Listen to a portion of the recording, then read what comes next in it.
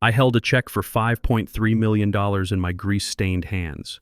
I rushed home an hour early to change our lives forever. But when I reached the door, I did not open it. I stood there and listened to my wife planning to drug me into a nursing home so she could sell the roof over my head.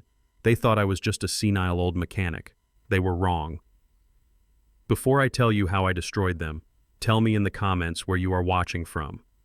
Hit like and subscribe if you have ever been underestimated by the people you loved. My name is Isaiah Washington. I am 70 years old.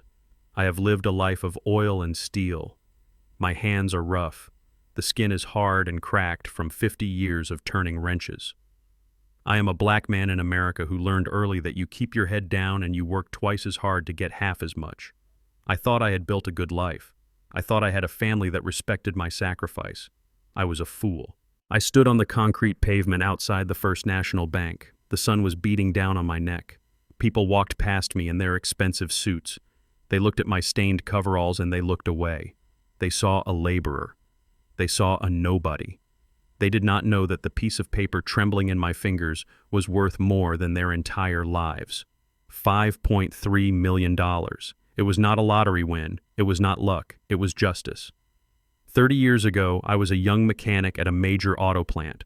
I saw a flaw in the transmission assembly. I designed a fix. It was simple. It was elegant. It saved fuel and reduced wear. I showed it to my supervisors. They patted me on the back. They took my drawings. Then they fired me a month later for a minor infraction. 6 months later, my design was in every new model rolling off the line. They called me an uneducated mechanic when I tried to claim it. They said a black man with a high school diploma could not invent such a thing. They stole my mind. I spent every spare dollar for 3 decades on lawyers. I fought them. My wife Althea called me obsessed. She said I was throwing money into a pit. Today the court order was final. The settlement was paid. I had won. I folded the check carefully. I put it in the front pocket of my work shirt right next to my heart. I did not deposit it. Not yet. I wanted Althea to see it first. I wanted to see her eyes light up. Althea is 65. She is a beautiful woman, but she is hard. She has always wanted more than I could give. She looks at the neighbors with their new cars and she sighs. She looks at her friends with their cruises and she frowns at me. I worked double shifts to buy her the house. It was never enough. But this check would be enough. This check was the end of her sighing. I stopped at a liquor store on the way home. I do not drink alcohol. I drink water and black coffee. But Althea loves wine. She pretends to know about vintages. I bought the most expensive bottle on the shelf. $500 for fermented grapes. The clerk looked at my credit card twice to make sure it was mine. I did not care. Tonight we would celebrate. Tonight I would be the hero. I drove my old Ford truck down our street. It is a quiet neighborhood. Decent houses, green lawns. I pulled into my driveway and checked my watch. It was 4 o'clock. I was an hour early. I usually stay at the shop to clean up until 5. I wanted to surprise her. But there was a car blocking the garage. A silver BMW. I knew that car. It belonged to Hunter, my son-in-law. Hunter is 35 years old. He is white. He is a real estate agent who spends more time at the country club than showing houses. He treats me like I am his gardener. He calls me Pops with a tone that implies I am slow.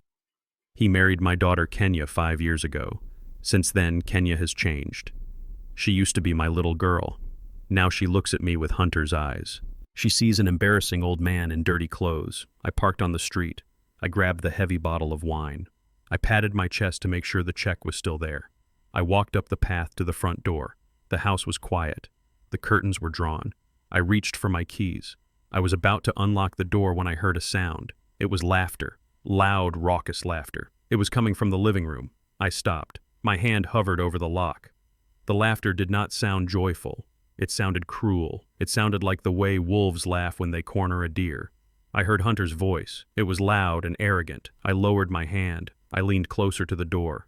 The wood is old. The seal is not tight. I could hear them clearly. I cannot believe he bought that story, Hunter said. He was laughing so hard he was choking. The old fool actually thinks I respect his opinion on the market. Then I heard Kenya. My daughter. Her voice was sharp. He is getting worse, Hunter. Yesterday he forgot where he put his glasses. He is an embarrassment. Last week at the club he tried to fix the waiter's table leg. I wanted to die. We need to do it soon, Mom. My heart hammered against my ribs. What were they talking about? I waited for Althea to defend me. I waited for my wife to tell them to stop. I heard the clink of glasses. I heard the sound of expensive liquid being poured. Then I heard Althea. "Do not worry," she said. Her voice was smooth. It was the voice she used when she wanted something. "The old man trusts me completely. He is simple. He works. He comes home. He sleeps. He does not ask questions." The check in my pocket felt like a block of ice. I pressed my ear against the wood. "So when do we start?" Hunter asked. "I need this to happen fast, Althea. I have people breathing down my neck. That house is sitting on a gold mine. The market is peaking. We can get $800,000 for it cash." I blinked. They were talking about my house. The house I paid for. The house I built the deck for with my own hands. "We have to be smart," Althea said. "We cannot just sell it while he is competent. He will never agree. He says he wants to die in this house. Well, he might get his wish." Hunter snorted. "No," Althea said. "That is too messy. We need legal guardianship. We need to prove he is mentally unfit. I have a plan." I held my breath. The street was silent. A bird chirped in the oak tree I planted when Kenya was born. "You remember I used to be a nurse," Althea said. "I know how these things work. I have a friend at the pharmacy. I got a supply of the blue pills." "What blue pills?" Kenya asked. "They look exactly like his blood pressure medication," Althea explained. "But they are not for blood pressure. They are heavy sedatives mixed with hallucinogens. They are used for severe psychotic episodes. If you give them to a healthy person, they cause confusion, memory loss, tremors, paranoia." I touched my chest. "I take a white pill every morning." Althea puts it next to my coffee. She smiles and says, "Take your medicine, Isaiah." "Tonight I make the switch," Althea said. Her voice was cold. It was ice cold. "Tonight he starts taking the blue pill. In a week he will be forgetting words. In 2 weeks he will be wetting the bed. In a month he will be a drooling vegetable." Then we call Dr. Hill. He owes me a favor. He will certify Isaiah as having rapid onset dementia. We put him in the state facility on the edge of town. They are cheap. Then I get power of attorney. "And we sell the house," Perfect Hunter said. The sound of glass clinking again. "To the blue pill." "Cheers," Kenya said. "To freedom." "Cheers," Althea said. "To getting what we deserve." I stood on the porch. The bottle of $500 wine was heavy in my hand. I looked at the label. It was a dark red, like blood. My knees felt weak. I had to grab the railing to stop from falling. My wife, my daughter, they were not just ungrateful. They were monsters. They were planning to erase me. They were going to poison my mind to steal my home. I looked down at my hands. They were shaking. Not from age, from rage. A cold, hard rage that started in my stomach and spread to my fingertips.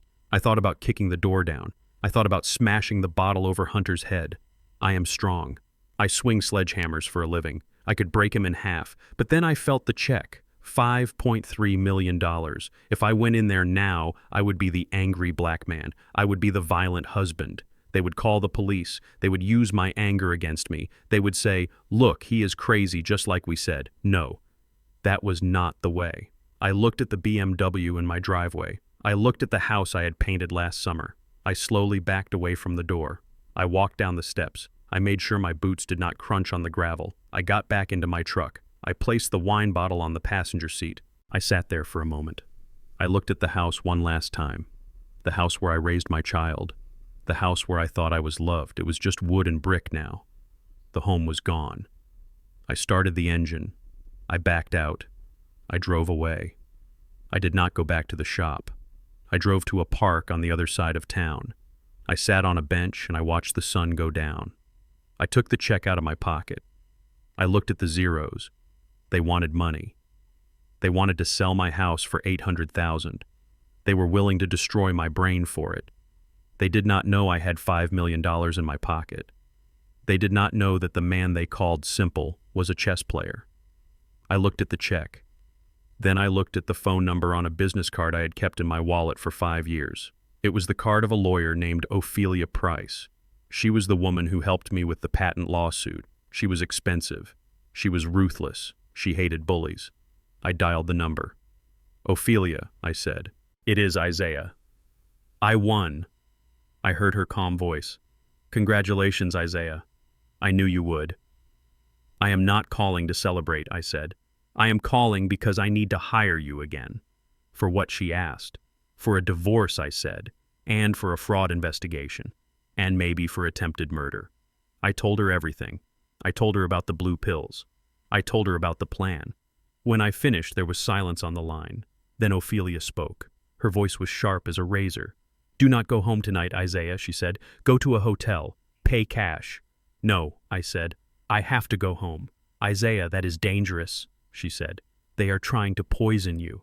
"I know," I said, "but if I do not go home, they will know I suspect something. They will change the plan. They will hide the evidence.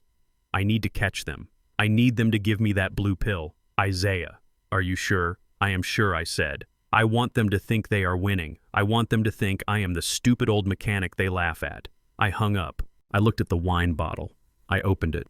I poured the expensive red liquid onto the grass. It soaked into the dirt like blood. I threw the empty bottle into the trash can. Then I drove home.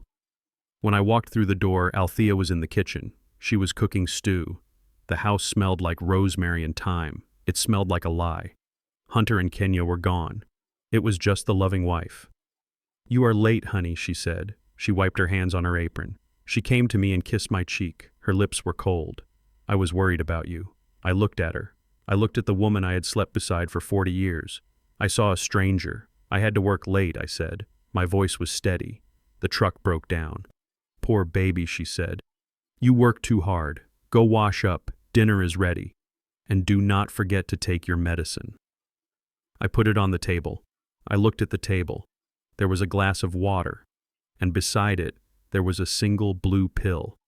It had begun. I walked back into the house at 6 o'clock. It was the time a mechanic comes home. The house was warm and smelled of roast beef. It was a smell I usually loved, but tonight it smelled like bait. Hunter was sitting in my recliner, the chair I bought with my overtime pay in '98. He did not stand up. He looked at me over the top of his phone with a shark grin. "Hey, Pops," he said. "You look beat. You look like you are falling apart at the seams." He stood up then and walked over to pat my shoulder. His hand was heavy and disrespectful. It was the way a man pats a dog he is about to put down. I felt the heat rise in my neck. I wanted to grab his wrist and twist it until he screamed. I am strong. My hands can bend steel. His hands are soft and have never held anything heavier than a golf club. But I did nothing. I let my shoulders slump and my head hang low. I played the part. "I am just a tired old man," I said. My voice cracked. It was a good performance. Kenya walked in wearing a new dress that looked expensive, probably paid for with my credit card. "Hi, Daddy," she said. She kissed my cheek, but it was dry and devoid of love. "Go wash up," she said. "Mom made your favorite." They were setting the stage. They were the actors. I was the prop. We sat at the dining table. Althea sat at the head. That was my seat, but she had taken it. I sat on the side like a guest. The food was good, but it tasted like ash in my mouth. They talked about money and the market. Hunter talked about a deal he was closing. It was a lie. I knew he was broke and owed money to bad men, but he bragged. He looked at me and said, "You would not understand the complexities of finance, Isaiah. It is a young man's game." I chewed my meat and swallowed. I thought about the check in the glove box of my truck. $5.3 million. I understood finance just fine. Then the moment came. The chatter stopped. Althea cleared her throat. She reached into her pocket and pulled out a small plastic cup. She set it next to my water glass. Inside was a single pill. It was blue. It was a bright electric blue. It was not my blood pressure medicine. My medicine is white and round. This was oval. "Take your medicine, honey," Althea said. Her voice was like syrup. "It is a new supplement the doctor recommended. It will help your brain. It will help you focus." I looked at the pill. I looked at Althea. I remembered 30 years ago. Althea was a nurse in the neurological ward. She used to come home and tell me stories about the unruly patients. She told me about the chemical cocktails they used to shut them down. She called it the quiet time. She knew dosages. She knew interactions. She knew exactly what she was doing. She was not giving me a supplement. She was giving me a chemical lobotomy. I picked up the pill. My hand trembled. I made sure it trembled. I wanted them to see the shake. I wanted them to see the weakness. I opened my mouth and tossed the pill in, but I did not swallow. I tucked it under my tongue. It was a trick I learned from an old man in the shop years ago who used to hide his tobacco there. The pill tasted bitter. It burned the soft skin under my tongue. I took a big gulp of water and swallowed the liquid. I smiled at Althea. There, I said, all gone. Good boy, she said. She patted my hand. Now go rest. You look exhausted. I stood up and shuffled my feet. I walked to the hallway bathroom and locked the door. I turned on the faucet and coughed loudly to cover the sound. I spit the blue pill into a tissue. It was starting to dissolve. The blue dye stained the white paper. I flushed it down the toilet and watched it swirl away. That was my sanity swirling away. If I had swallowed that, I would be lost. I looked in the mirror. My eyes were clear. My jaw was set. I was not the man they thought I was. I went to the bedroom and took off my work boots. I took off my uniform. I laid down on the bed and stared at the ceiling. I waited. The bitterness was still in my mouth. It was the taste of betrayal. It was 2 a.m. The house was silent. I lay on my side, breathing in a slow, steady rhythm. In and out. In and out. I was pretending to be in a deep, drugged sleep. The door handle turned. It was a slow, metallic click. A slice of light from the hallway cut across the floor. I did not move. I did not twitch. I felt a presence in the room. It was the smell of lavender lotion. Althea. She crept toward the nightstand, moving like a ghost. She knew exactly where I kept my wallet. I heard the soft leather scrape against the wood. I heard the zipper open. My heart hammered against my ribs. It was loud. I was terrified she would hear it. She was robbing me. The woman I had vowed to protect was robbing me in my sleep. I heard the plastic slide of a card being pulled out. It was my debit card, the card for my pension account. It was the only money I had access to for daily life. She put the wallet back and closed the zipper. She stood over me for a moment. I could feel her eyes on my face. I wondered if she felt any guilt. I wondered if she remembered the day we got married. I wondered if she remembered the days we scraped pennies together to buy bread. "Sleep tight, old man," she whispered. Her voice was cold. It was devoid of affection. She turned and left. The door clicked shut. I opened my eyes in the darkness. A single tear rolled down my cheek into my ear. It was not a tear of sadness. It was a tear of pure, cold rage. The sun came up. It was bright and cheerful. It was a lie. I got dressed and walked into the kitchen. Althea was making coffee. She was humming. She looked happy. She thought she had won. She thought the blue pill was working. She thought I was confused. "Good morning, Isaiah," she said. "How did you sleep?" "Like the dead," I said. I sat at the table. I reached for my pocket. I patted my pants. I patted my shirt. I stood up and looked around the floor. "What is wrong?" she asked. She took a sip of her coffee and watched me over the rim of the mug. Her eyes were predatory. "My wallet," I said. "I checked it. My bank card is gone. I had it yesterday. I used it to buy gas. Now it is gone." Althea put the mug down. She sighed. A long, dramatic sigh. "Oh, Isaiah," she said. "Not again. You are always losing things lately. Yesterday it was your glasses. Today it is your card. You are getting so forgetful." "I did not lose it," I said. My voice was firm. "I put it in my wallet. Someone took it." She laughed. A short, sharp laugh. "Who took it, Isaiah?" "Me. Hunter. Kenya. Why would we take your little pension card? We have our own money. You probably dropped it at the store, or maybe you threw it in the trash. You get so confused when you are tired." I looked at her. She was wearing a silk robe. She looked comfortable. She looked like the mistress of the house. I knew she had the card in her purse. I knew she was going to drain the account. I knew she was going to use my money to buy loyalty from her daughter and her son-in-law. But I could not fight her. Not yet. I had to play the game. I had to be the confused old man. "Maybe you are right," I said. I rubbed my forehead. I feel foggy. My head hurts. It must be the new medicine.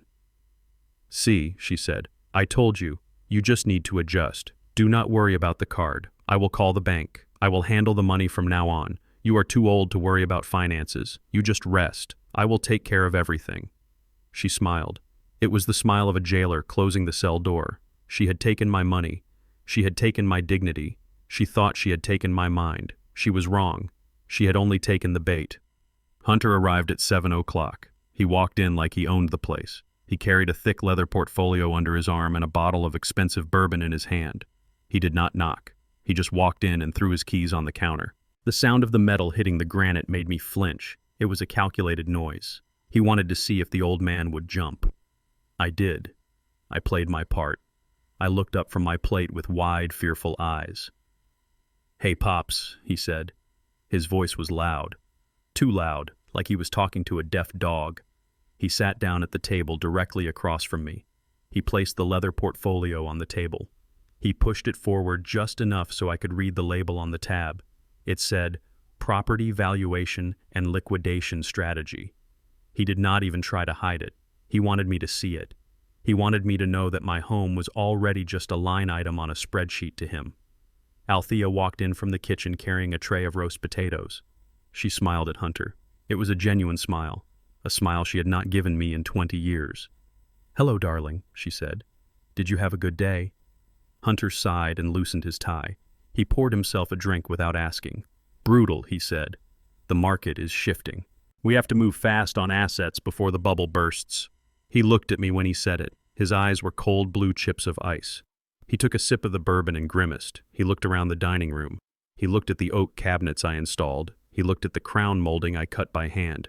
"This place is a time capsule," he said. "It smells like 1980. We need to gut it. Open concept. Modern fixtures. Get rid of all this junk." I looked down at my plate. I gripped my fork. This junk was my life.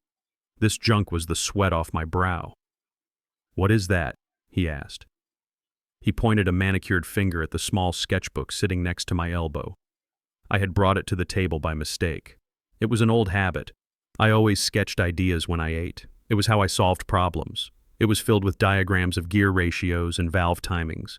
It was the notebook where I had drawn the original design for the transmission system 30 years ago. The design that was stolen. The design that just won me $5 million. "It is nothing," I said. I tried to cover it with my napkin. "Just some drawings." Hunter reached out and snatched the book from under my hand. "Let me see," he said. He flipped through the pages. He laughed. It was a dry, hacking sound. "Look at this, Kenya.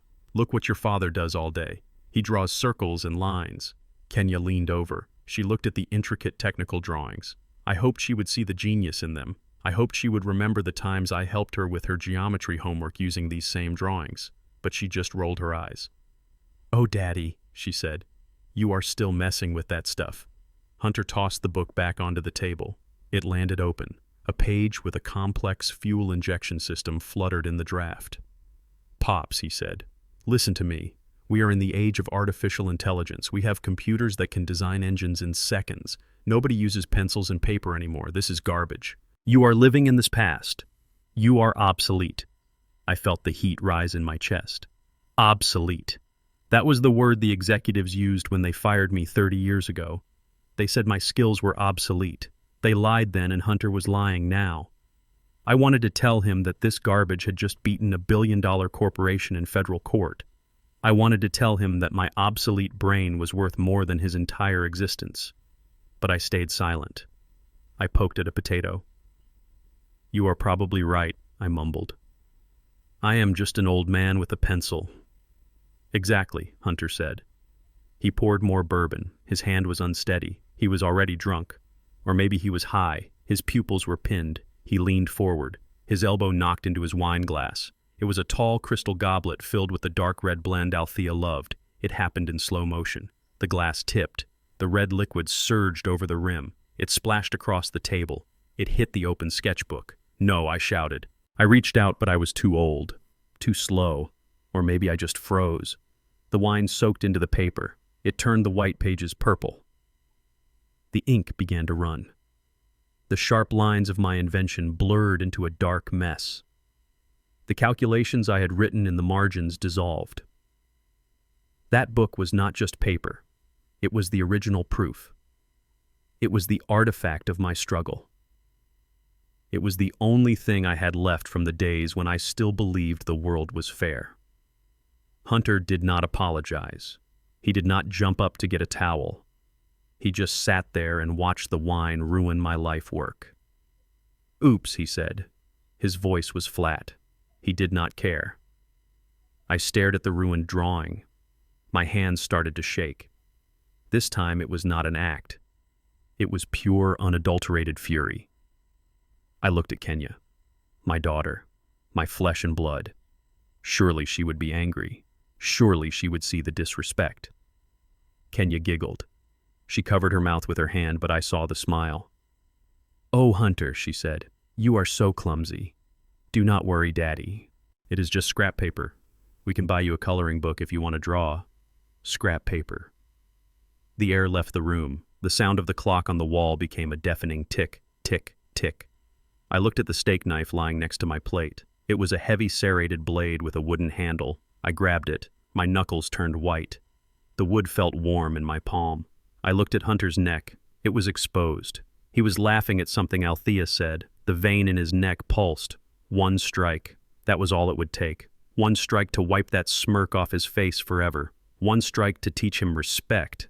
I tightened my grip. The muscles in my forearm coiled. I could feel the violence wanting to get out. It was a dark, heavy thing in my gut. I started to lift the knife. Then I looked out the dining room window. The street light was on. It illuminated my old Ford truck parked in the driveway. The glove box was closed, but I knew what was inside. $5.3 million.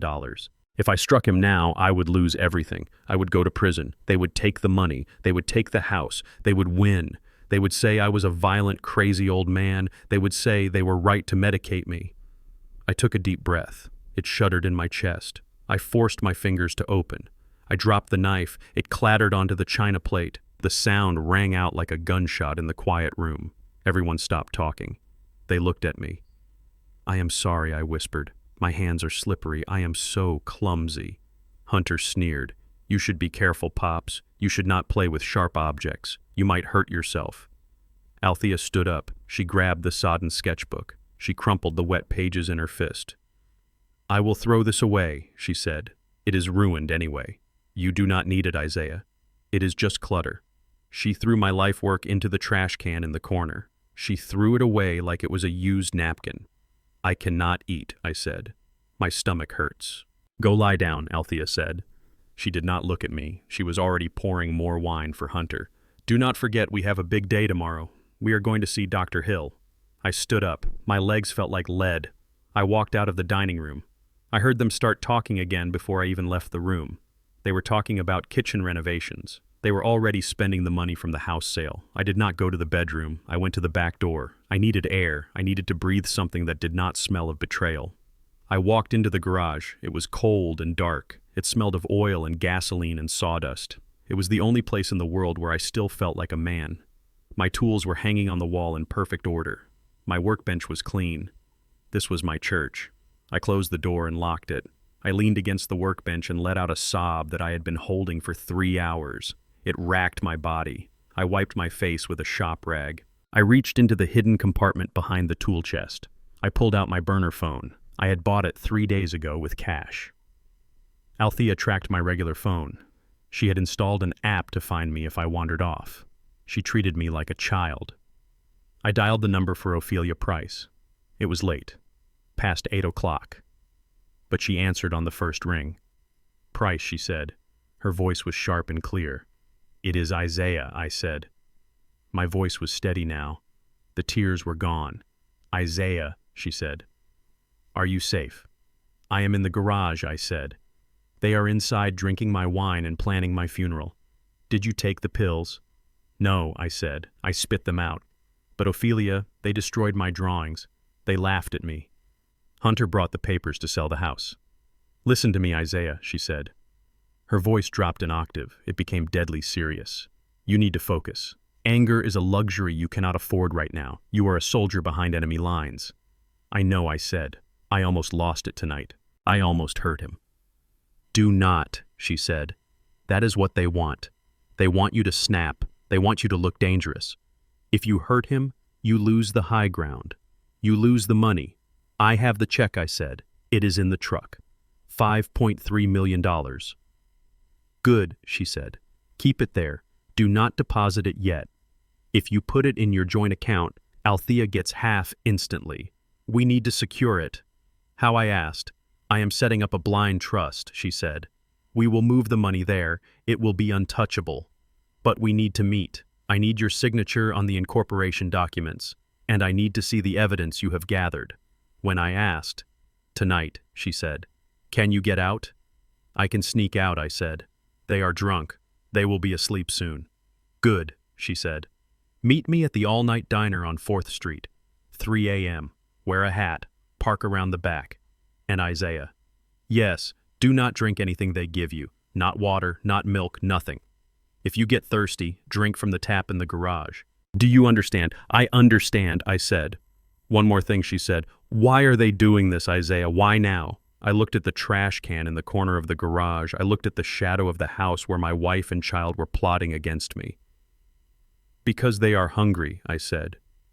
"They are wolves, Ophelia, and they think I am a wounded sheep." Ophelia paused. Then she said something that made me smile for the first time that night. "They forgot one thing, Isaiah." "What is that?" "Rams have horns," she said. "See you at 3. I hung up the phone and hid it back behind the tool chest. I walked over to the old utility sink in the corner. I turned on the tap. The water was cold and tasted of iron. I drank from my cupped hands. It was the best water I had ever tasted. It tasted like survival. I unlocked the garage door and walked back into the house. The lights were dim. I heard snoring coming from the living room. Hunter was passed out on the sofa. His mouth was open. He looked weak. He looked pathetic. I walked past him. I went to the bedroom. Althea was already in bed. She was pretending to sleep. I could tell by the rhythm of her breathing. It was too even, too perfect. I stripped off my clothes and put on my pajamas. I climbed into bed beside the woman who wanted to erase my mind. I lay there in the dark and listened to the house settle. I did not sleep. I watched the red numbers on the alarm clock change. 1, 2, 2:30. It was time. I slid out of bed. I did not make a sound. I put on my dark coveralls. I put on my boots. I grabbed my hat. I crept through the house like a thief. I passed Hunter on the couch. I passed Kenya's old room. I went out the back door. The night air was crisp. The moon was hidden behind clouds. It was a perfect night for a conspiracy. I got into my truck. I did not start the engine. I put it in neutral and let it roll down the driveway. The tires crunched softly on the gravel, but the sound was swallowed by the wind. I let it roll down the street until I was 2 blocks away. Then I turned the key. The engine roared to life. It was a loud, defiant sound. I drove toward 4th Street. I drove toward the woman who was going to help me sharpen my horns. I was not a sheep. I was not a victim. I was Isaiah Washington. And I was going to war. I pulled my truck into the lot of Earl's Diner at 3 in the morning. It was a place where truckers and insomniacs went to hide from the dark. The neon sign buzzed with a dying flicker. I pulled my hat low over my eyes and walked in. The air smelled of burnt coffee and stale grease. Ophelia Price was sitting in the back booth. She looked like a shark in a tank of minnows. Her suit was sharp enough to cut glass. Her eyes scanned the room and landed on me. I slid into the booth opposite her. I placed the thick envelope containing the check on the table between us. I did not let go of it. "You look like hell, Isaiah," she said. She did not smile. She signaled the waitress for coffee. "I feel like hell," I said. "I slept next to a woman who was poisoning me, Ophelia." I spat out a blue pill that would have turned my brain to mush. Ophelia leaned forward. Her voice dropped to a whisper. "Listen to me very carefully, Isaiah. We do not have much time. I ran a background check on your son-in-law. Hunter is drowning. He owes $2 million to people who break legs for a living." I nodded. I knew he was desperate. I did not know it was that bad. "He needs your house," Ophelia said. "He needs it now. And the law in this state gives him a terrifyingly easy way to get it. It is called emergency guardianship." "What is that?" I asked. "It is a legal bear trap," she said. "If they can prove you are mentally incapacitated even for a short time, they can get a judge to sign over control of your life. They can freeze your accounts. They can make your medical decisions. And yes, they can sell your property to pay for your care. But I am fine," I said. My voice rose. "I am sane. I just won a patent lawsuit. It does not matter," she hissed. "Truth does not matter in family court, Isaiah. Documentation matters.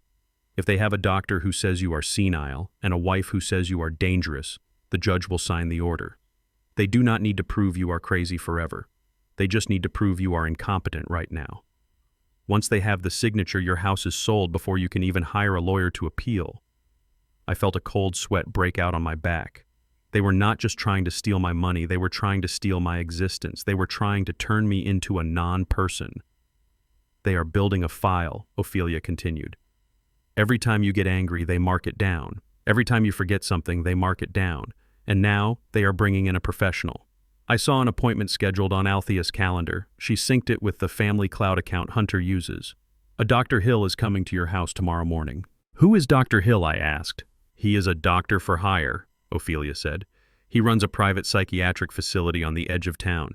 He has a reputation. He signs whatever you pay him to sign. If he walks into your house tomorrow, he is not there to examine you. He is there to condemn you. What do? I asked. I gripped the table. You have to be perfect, she said. You cannot get angry. You cannot shout. You cannot cry. You have to be the most rational, boring, calm man on earth. If you show 1 ounce of emotion, he will label it as agitation. If you hesitate, he will label it as confusion. She slid a document across the table. It was the trust agreement. Sign this, she said. We will move the patent money into the Blind Mechanic Trust. It will be untouchable. Even if they get guardianship, they cannot touch assets you do not technically own anymore. I signed the papers. My hand was steady. I handed her the check. Keep it safe, I said. I will, she said. Now go back. Sneak in. Do not let them know you left. And Isaiah, yes. Tomorrow morning you are fighting for your life. Do not blink. I drove home in the darkness. I parked the truck and let it roll the last 100 feet. I crept back into the house. I climbed back into bed. Althea shifted in her sleep. She muttered something about money. I lay there and watched the sun come up. I was ready. At 9 o'clock the doorbell rang.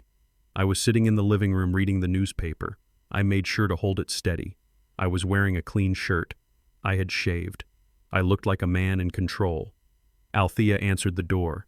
She was wearing her church clothes. She used her sweet voice. Oh, Dr. Hill, thank you for coming on such short notice. We are just so worried about him. She led a man into the living room. Dr. Hill was tall and thin. He wore a gray suit that looked expensive but fit poorly. He had a face like a ferret, sharp nose, beady eyes. He carried a leather notebook. He did not look at me. He looked at Althea. Is this the patient? He asked. He spoke about me like I was a piece of furniture. Yes, Althea said. She dabbed at her dry eyes with a tissue. This is my husband, Isaiah. Isaiah, this is a friend of mine. He just stopped by for coffee. I folded my newspaper. I stood up. I extended my hand. Good morning, doctor, I said. My voice was calm. I did not know we were expecting company. Dr. Hill looked surprised. He expected a drooling vegetable. He shook my hand. His grip was wet and weak. Just a friendly visit, Isaiah, he said. Please sit down. He sat opposite me. Althea sat next to him. She looked nervous. She kept glancing at the kitchen where Hunter and Kenya were hiding. So, Isaiah, Dr. Hill said. He opened his notebook. Althea tells me you have been having some trouble lately. Memory slips, confusion. I smiled politely. I am 70 years old, doctor, I said. I forget where I put my keys sometimes. But I remember the gear ratios of a 1965 Mustang. Dr. Hill did not smile. He scribbled something. Fixation on past events, he muttered. He looked up. His eyes were cold. Let us talk about yesterday, Isaiah. Do you remember yesterday? Yes, I said. I worked at the shop. I came home. I ate dinner. Do you remember the fire? He asked. The room went silent. The clock on the wall ticked. Fire, I asked. Yes, Isaiah, Dr. Hill said. His voice was patronizing. Althea says you tried to burn the house down. You turned on the gas stove and tried to light a newspaper. She had to stop you. Do you remember that? I looked at Althea. She was looking at the floor. She was trembling. He got so angry, doctor, she whispered. He was screaming about how the house was cold. He said he wanted to warm it up. I was terrified. It was a lie. A monstrous, detailed lie. They were framing me for arson. If I was an arsonist, I was a danger to myself and others. That was the golden ticket for emergency guardianship. I felt the rage rising in my gut. It was a hot red wave. I wanted to stand up and scream that she was a liar, I wanted to tell him that I knew about the blue pills. I wanted to flip the table, but then I heard Ophelia's voice in my head. "Do not blink, Isaiah." I took a deep breath. I let it out slowly. I looked Dr. Hill in the eye. "That is an interesting story," I said, "but it is impossible." "Why is it impossible, Isaiah?" Dr. Hill asked. He sounded bored. He was already writing the diagnosis. "Because we have an electric stove," I said. Dr. Hill stopped writing. He looked at Althea. Althea turned pale. "We switched to electric 5 years ago," I continued. My voice was level. "It is a GE Profile Series induction cooktop.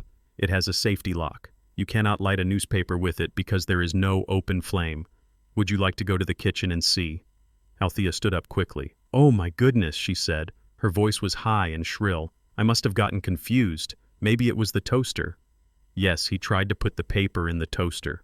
I looked at Dr. Hill. He knew she was lying. I knew he knew. A real doctor would have seen the panic in her eyes. A real doctor would have asked why she was changing her story.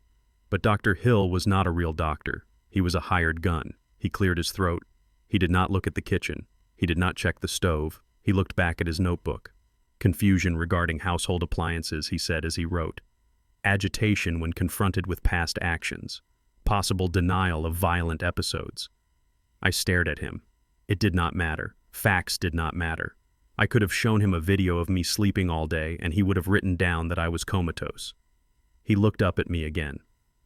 "Let us try a simple test, Isaiah. What is the date today?" "It is Tuesday, October 24th, I said. "And who is the president?" I answered him. "Count backward from 100 by sevens. 93, 86, 79, 72, 65. I did not stumble. I did not pause. I was a mechanic. Numbers were my language. I recited them with the precision of a piston firing. Dr. Hill frowned. He did not like that. He wanted me to fail. He leaned forward. "Why are you so defensive, Isaiah?" he asked. "I am not defensive," I said. "I am answering your questions." "You seem hostile," he said. "Your hands are clenched. Your jaw is tight. Do you feel like you want to hurt Althea?" "No," I said. "Do you feel like people are watching you? Do you feel like people are plotting against you?" This was the trap, the ultimate trap. If I said yes, I was paranoid. If I said no, I was in denial about my condition. I looked at the ceiling. I looked at the floor. I decided to tell the truth, but in a way he could not use. "I feel like a man who has worked hard all his life," I said. "I feel like a man who loves his family. I feel like a man who is tired of answering questions about a fire that never happened." Dr. Hill closed his notebook with a snap. It sounded like a judge gavel. "I have seen enough," he said. He stood up.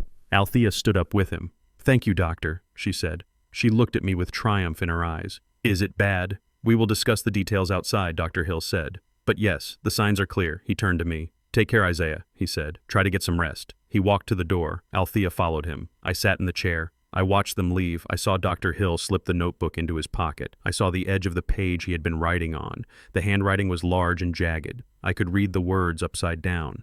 "Patient exhibits advanced dementia with paranoid delusions. Immediate custodial care recommended. Danger to self and others." He had written the diagnosis before he even walked in the door. My answers did not matter. The electric stove did not matter. The math did not matter. They had bought the verdict. I sat there in the silence. I heard them whispering on the porch.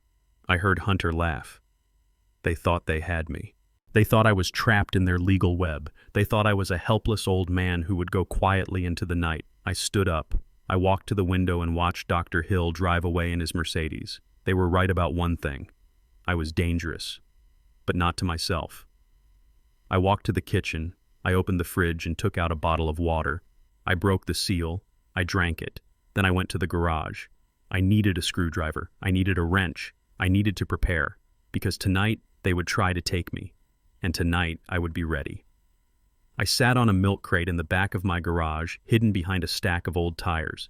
My burner phone buzzed against my leg. It was Ophelia. Her voice was tight. "Do not take your truck, Isaiah," she said. "Do not take your phone. I had my tech guy run a diagnostic on the cloud account your wife shares with Hunter. They installed a tracking app on your cell phone yesterday morning, and Hunter put a GPS tag under the rear bumper of your Ford. They are watching every move you make. If you drive to the First National Bank downtown, they will know. If you step foot in a lawyer office, they will know." I felt a cold shiver run down my spine. I was not just a prisoner in my home. I was a prisoner in my own life. They were tracking me like a migrating animal. They wanted to know if the sheep was straying from the pasture. I looked at my old truck. I had driven that truck for 20 years. Now it was a spy. I looked at my regular cell phone sitting on the workbench. It was blinking, a silent beacon telling them I was exactly where they wanted me to be. "I need to deposit the check, Ophelia," I whispered. "It is not safe here. If they find it, they will destroy it or force me to sign it over." "You need a blind trust," she said. "I have the paperwork ready at the bank. The manager is expecting you. His name is Mr. Sterling. He is the only one who knows the truth, but you have to get there without tripping the alarms. If Althea sees you heading downtown, she will call Dr. Hill. She will say you are wandering. She will say you are lost. They will have the police pick you up before you even park the car." I hung up. I looked at the check in my pocket. $5.3 million. It was a ticket to freedom, but I had to cross a minefield to use it. I needed a decoy. I needed a ghost. I grabbed my regular phone. I put it in my pocket. I walked out to my truck. I drove it slowly down the street. I drove the speed limit. I drove to the only place a senile old mechanic would go on a Wednesday morning. I drove to Otis Repair Shop. Otis has been my friend since Vietnam. He has one eye and a heart of gold. He runs a scrap yard on the south side. I pulled into his lot. The air smelled of rust and ozone. Otis was welding a muffler. He lifted his mask when he saw me. He saw the look on my face. He turned off the torch. "I need a favor, Otis," I said, "and I need you not to ask questions." "Name it Isaiah," he said. I took out my phone. I unlocked it. I handed it to him. "I need you to take this phone for a walk," I said. "Go to the park, sit by the duck pond, feed the birds, stay there for 2 hours, then come back here." Otis looked at the phone. He looked at me. He nodded. "And I need your truck," I said. Otis looked at his rusted Chevy. It had no bumper. The paint was peeling. It looked like it belonged in the crusher. "It pulls to the left," he said, "and the brakes are soft." "Perfect," I said. I left my Ford parked in his lot. It would look like I was just visiting an old friend. Althea would check the tracker. She would see me at the scrapyard. Then she would see me at the park.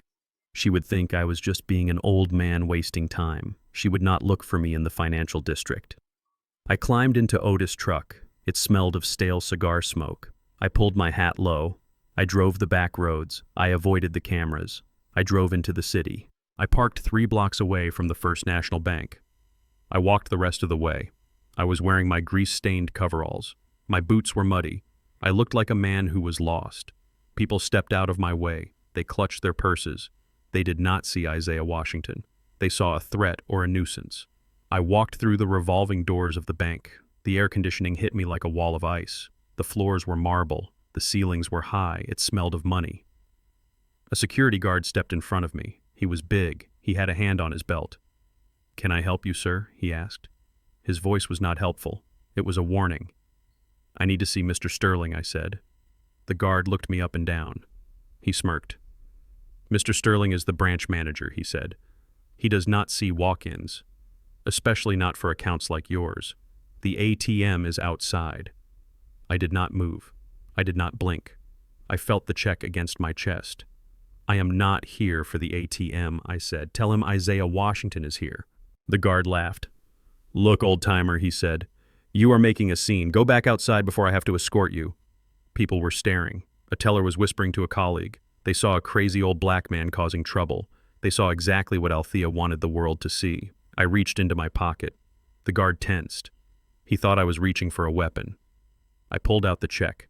I unfolded it. I slammed it onto the marble counter next to us. The sound echoed in the silent lobby. $5.3 million. The zeros were black and sharp. The seal of the court was visible. The guard looked down. His eyes went wide. The smirk vanished. He looked at the check. He looked at me. He swallowed hard. "Get Mr. Sterling," I said. My voice was low and hard. "Now." 5 minutes later, I was sitting in a leather chair in a corner office with a view of the skyline. Mr. Sterling was pouring me coffee. He treated me like royalty. We signed the papers. We set up the blind trust. The money was moved. It was no longer in my name. It was in the trust. Ophelia was the trustee. I was the beneficiary. Althea could not touch it. Hunter could not touch it. Even if they declared me incompetent 10 times over, they could not access funds that did not technically belong to me. I stood up. I shook Mr. Sterling's hand. I felt lighter. The weight was gone. I was safe. I walked out of the office. Mr. Sterling walked me to the door of the VIP section. I stepped back into the main lobby. I adjusted my hat. I was about to head for the exit when I heard a voice, a loud, desperate voice. "Come on, you have to approve it. The collateral is solid." I froze. I knew that voice. It was the voice of a man who bragged about wine he did not pay for. I looked toward the loan department. There was a row of desks behind a glass partition. Hunter was standing at one of them. He was red in the face. He was sweating. He was arguing with a loan officer who looked bored. "I cannot approve this, Mr. Davis," the officer said. "Your credit score is below 500. You have maxed out every line of credit. The house you are using as collateral is not in your name. It belongs to your father-in-law.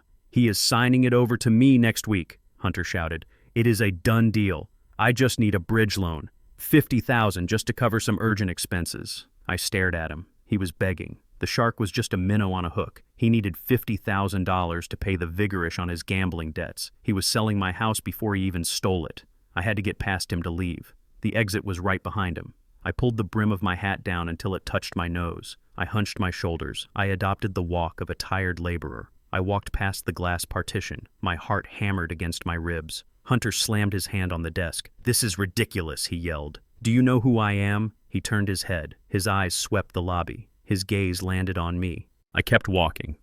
I did not look up. I focused on the revolving door. It was 20 feet away. 10 feet. Hunter stopped yelling. He squinted. He saw the coveralls. He saw the boots. "Pops," he said. It was a whisper at first, then louder. "Pops." I did not stop. I pushed through the revolving door. I hit the hot air of the street. I turned left and walked fast. I heard the door spin behind me. Hunter stepped out onto the sidewalk. He looked left. He looked right. I ducked into an alleyway. I pressed my back against the brick wall. I held my breath. I heard his footsteps on the pavement. He stopped at the mouth of the alley. "No," he muttered to himself. "It cannot be. The old fool is at the park. Althea is tracking him." He laughed a nervous sound. "I am losing it," he said. "I am seeing ghosts." He turned and went back inside to beg for money he would never get. I waited until he was gone. Then I walked back to Otis' truck. My hands were shaking, but I was smiling. Hunter had seen me. He did not believe his eyes because his arrogance blinded him.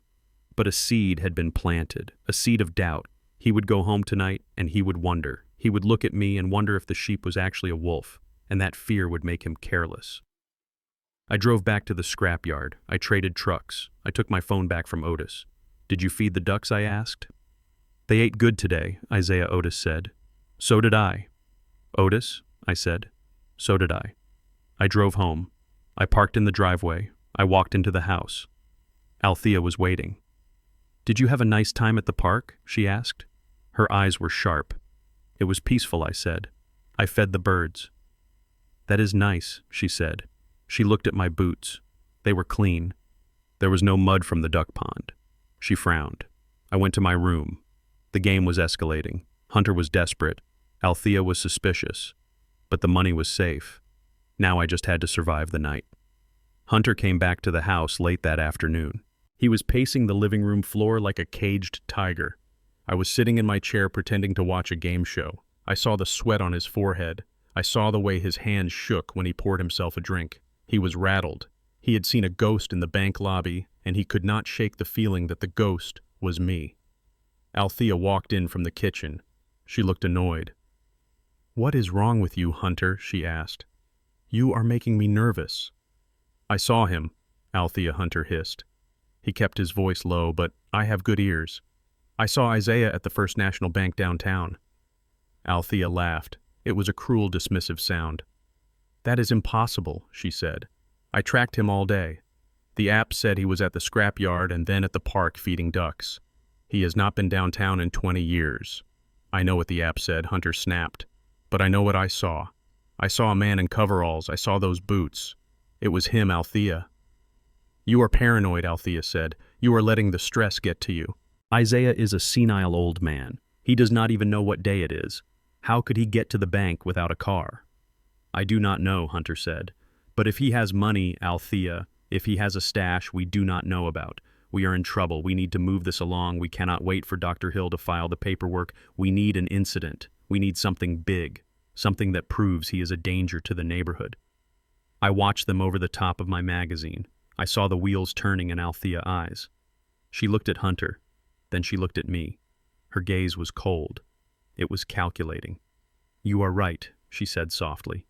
"We need an accident. Something that screams dementia. Something that screams negligence." "What do you have in mind?" Hunter asked. "Gas," she said. "Old people always forget to turn off the stove. They leave the gas running. They blow up houses, if we catch him in the act. Or better yet, if we have to rescue him from his own mistake. The judge will grant emergency guardianship tonight." "But we have an electric stove," Hunter said. "He pointed that out to Hill, remember? We have a gas line for the fireplace," Althea said. "And there is a gas heater in the basement. A leak can happen anywhere, especially if someone tampers with the valve." I felt a knot tighten in my stomach. They were not just going to frame me. They were going to risk blowing up the house to do it. They were desperate. And desperate people are dangerous. I went to bed at 9 o'clock. I locked my door. But I knew a lock on the inside meant nothing if they had the key. I lay in the dark, fully clothed under the covers. I gripped the handle of a heavy metal spoon I had stolen from the kitchen 3 days ago. It was an old silver spoon, solid, heavy. I had sharpened the handle against the concrete floor of the garage. It was not a spoon anymore. It was a pry bar. It was a weapon. I waited.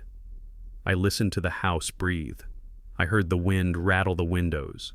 I heard the refrigerator hum. Then I heard it. A soft hissing sound. It was faint at first, like a snake in the grass. Sssss.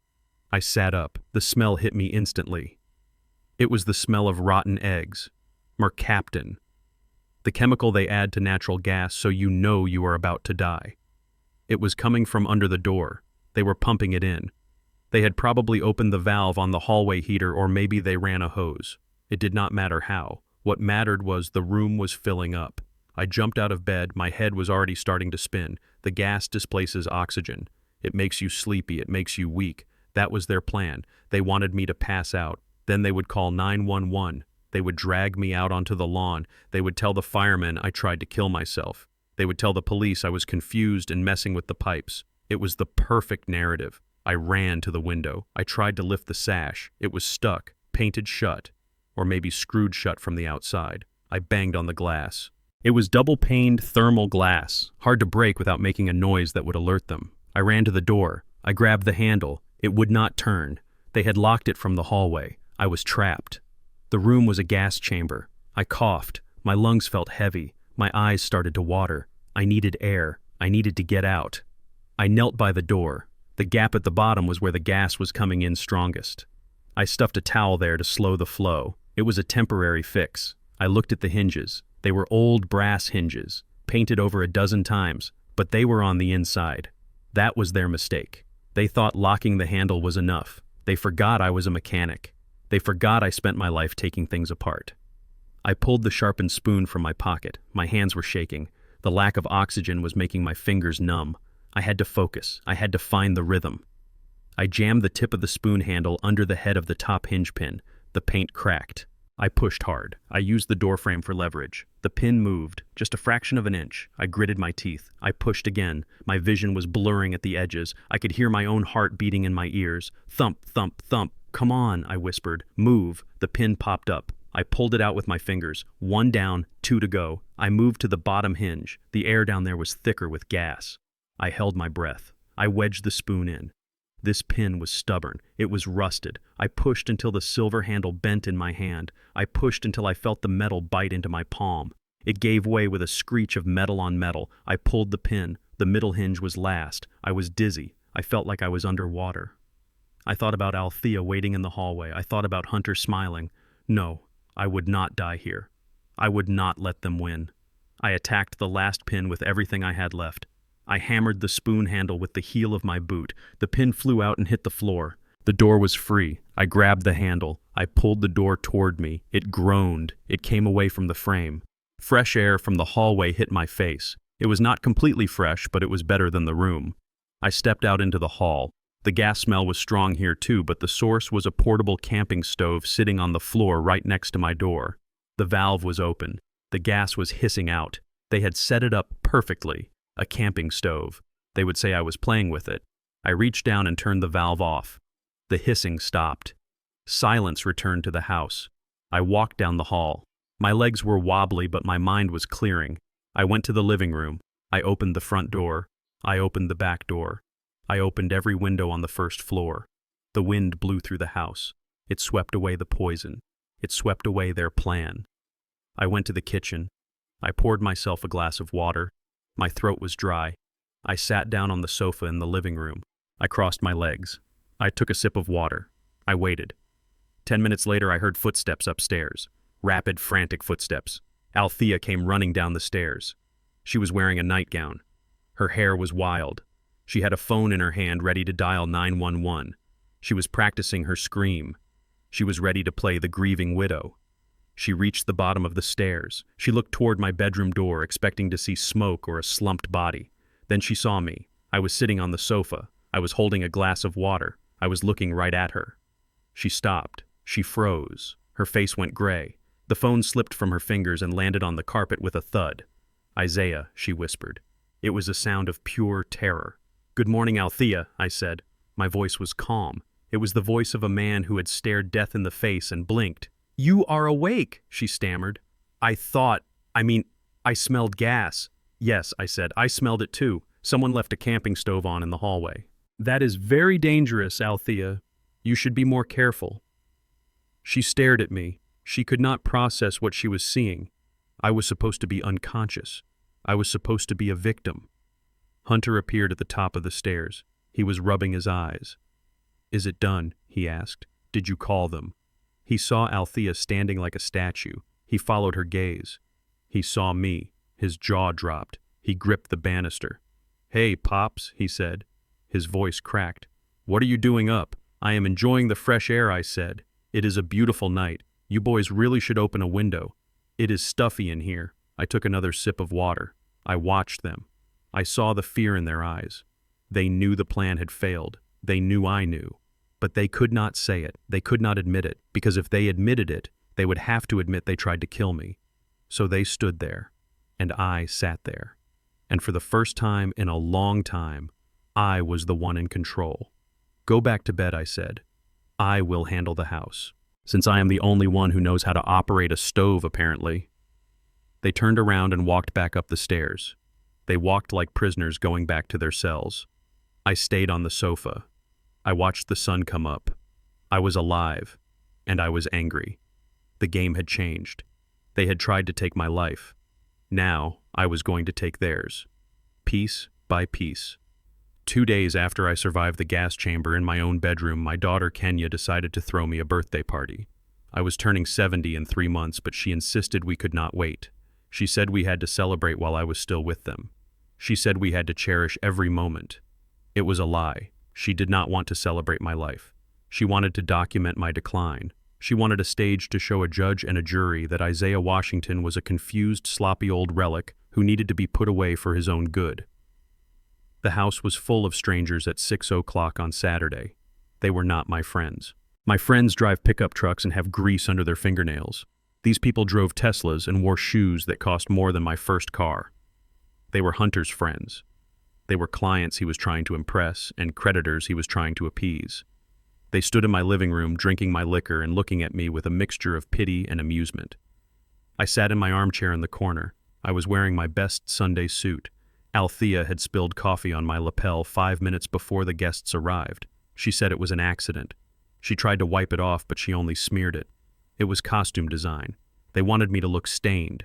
They wanted me to look like I could not feed myself. Kenya was the director of this production. She moved through the room with her phone held high. She was live streaming. She had a ring light clipped to the top of her device. She narrated the evening for her followers. "Here is the birthday boy," she chirped. She shoved the camera in my face. "Say hi, Daddy." "Look, everyone. He is having a good day today. He recognizes me. Isn't not that a blessing?" I looked into the black lens of the phone. I saw my own reflection. I looked tired. I looked old. I forced a smile. It felt like cracking plaster. "Hello," I said. "I am happy to be here." A murmur went through the room. Oh, how sweet a woman in a red dress said. He is so lucid today. I gripped the armrests of my chair. My knuckles ached. I wanted to stand up and tell them to get out of my house. I wanted to tell them that I had built the engine in the vintage Mustang parked in the garage. I wanted to tell them I was smarter than all of them combined. But I sat still. Ophelia had warned me, do not blink. If I yelled, I was aggressive. If I cried, I was unstable. So I sat there and I let them stare at the monkey in the cage. Hunter walked to the center of the room. He clapped his hands. Attention, everyone, he shouted. Attention, please. It is time for the presentation. The room went quiet. Hunter stood next to Kenya. He put his arm around her waist. They looked like a perfect couple on a magazine cover. They looked like success. They looked like the future. I was the past. I was the anchor dragging them down. We have a very special gift for Pops today, Hunter announced. We know things have been getting harder for him lately. We know he struggles with the little things. Things we take for granted, like time and food. A few people chuckled. It was a nervous sound. So we wanted to give him something practical, Hunter said. Something to help him maintain his dignity. He reached behind the sofa and pulled out a large box wrapped in shiny silver paper. He walked over to me. He held it out. Open it, Pops, he said. His eyes were shining with malice. Go ahead. I took the box. It was light. I untied the ribbon. My fingers were steady. I peeled back the paper. I opened the lid. Inside, there was a piece of yellow plastic and a box of brightly colored cardboard. I pulled out the plastic object. It was a bib, a baby bib. It was huge. It was made of rubber. It had a picture of a cartoon duck on the front. At the bottom, there was a trough to catch spilled food. I pulled out the other object. It was a watch, but not a real watch. It was a toy. It was made of red and blue plastic. It had a face the size of a saucer with giant numbers. It was a toy for a toddler learning to tell time. To keep your shirt clean, Pops, Hunter said, his voice carried to the back of the room. And so you know when it is time for your nap. The silence held for a second. Then it broke. The room erupted in laughter. It was not warm laughter. It was cruel. It was the sound of a mob mocking the weak. They laughed at the old man holding the baby toys. They laughed at the mechanic who had been reduced to an infant. Kenya zoomed in with her camera. She was laughing too. Look, guys, she said to her followers. We are just trying to help him out. He is so cute with his little watch. I looked at Kenya, my daughter, my blood. I looked at her laughing face and the world seemed to stop. The noise of the party faded into a dull roar. I remembered a day 15 years ago. It was a Tuesday. It was raining. Kenya was 17. She was crying at the kitchen table. Her eyes were red and swollen. She had been invited to the prom by the captain of the football team. She needed a dress. She had found the perfect one. It was blue silk. It cost $400. I did not have $400. The shop had been slow. We were behind on the mortgage. I had holes in my work boots, but I could not bear to see her cry. I could not bear to see her feel less than the other girls. I stopped eating lunch for a month. I worked extra shifts on the weekends. I sold my grandfather's gold pocket watch to a pawn shop downtown. It was the only heirloom I had. I sold it for $300. I scraped together the rest from the change jar. I bought her the dress. I brought it home in a plastic bag to keep it dry. She screamed when she saw it. She hugged me so hard I lost my breath. You are the best daddy in the world, she said. I love you so much. I wore cardboard in my boots that winter. I was hungry every afternoon, but it was worth it to see her smile. Now that same girl was standing in front of me holding a phone like a weapon. She was selling my dignity for likes on the internet. She was laughing at the man who had starved for her. The pain in my chest was sharp. It was sharper than the knife I had almost used on Hunter. It was the pain of a heart breaking into dust. But I did not cry. I did not frown. I remembered the check. $5.3 million. I remembered the blind trust. I remembered the plan. I stood up. I moved slowly. I let my knees creak. I held up the yellow bib. Thank you, son, I said. My voice was loud enough to be heard over the laughter. It is a thoughtful gift. I put the bib around my neck. I fastened the Velcro. The plastic smelled of chemicals. I looked ridiculous. I knew I looked ridiculous. I picked up the toy watch. I strapped it to my wrist. It pinched my skin. I am glad you worry about my eating habits, I said. I smiled at the camera. I smiled at the strangers laughing at me. Then I turned to Hunter. I opened my arms. "I want to thank you," I said. "Come here, son. Give your old pop a hug." Hunter hesitated. He looked disgusted. He did not want to touch me, but the camera was rolling. He had to play the part of the loving son-in-law. He stepped forward. He leaned in. He patted my back stiffly. I wrapped my arms around him. "I am strong. My arms are thick from lifting engines." I squeezed him. I squeezed him hard enough to make the air leave his lungs. I felt his body tense. I felt his panic. I leaned my head close to his. I put my lips right next to his ear. "Thank you for the watch, Hunter," I whispered. My voice was low. Only he could hear it. "It is good to know what time it is." He tried to pull away, but I held him fast. "Because time is running out," I whispered. "I know about the Porsche, Hunter. I know you borrowed $200,000 to buy it, and I know you have not made a payment in 4 months. He froze. He went rigid in my arms. "The bank called the house this morning. I lied. They were looking for you. They said they are coming to repossess it on Monday. They said they are going to tow it right out of the driveway while the neighbors watch." I felt him shudder. The smell of his expensive cologne turned sour with the scent of sudden fear. I pulled back. I looked him in the eyes. His face was pale. The smirk was gone. His eyes were wide and terrified. I patted his cheek. It was a hard, heavy pat, just like he had done to me. "Enjoy the party, son," I said. I turned away from him. I looked at Kenya. She was still filming, but her smile had faltered. She saw Hunter's face. She saw the fear. She did not understand what had happened, but she knew the script had changed. I walked to the table where the cake was sitting. It was a big cake. It had a number 70 on it in icing. I cut myself a slice. I ate it with a fork. I made sure to drop a crumb on the yellow bib. I looked at Hunter across the room. He was leaning against the wall. He was drinking whiskey straight from the glass. He was checking his phone frantically. He was checking his bank accounts. He was realizing that the floor was dropping out from under him. He looked up and met my gaze. I chewed my cake. I pointed to the toy watch on my wrist. I tapped the plastic face. "Tick-tock, Hunter, tick-tock." He mouthed 3 words to me from across the room. "You are dead." I smiled.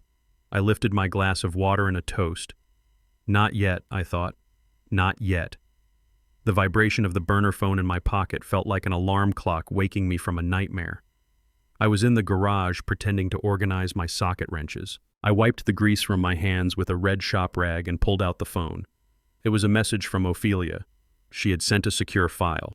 I tapped the screen. The document loaded slowly on the cheap data plan. It was a dossier from her private investigator. I read it standing up.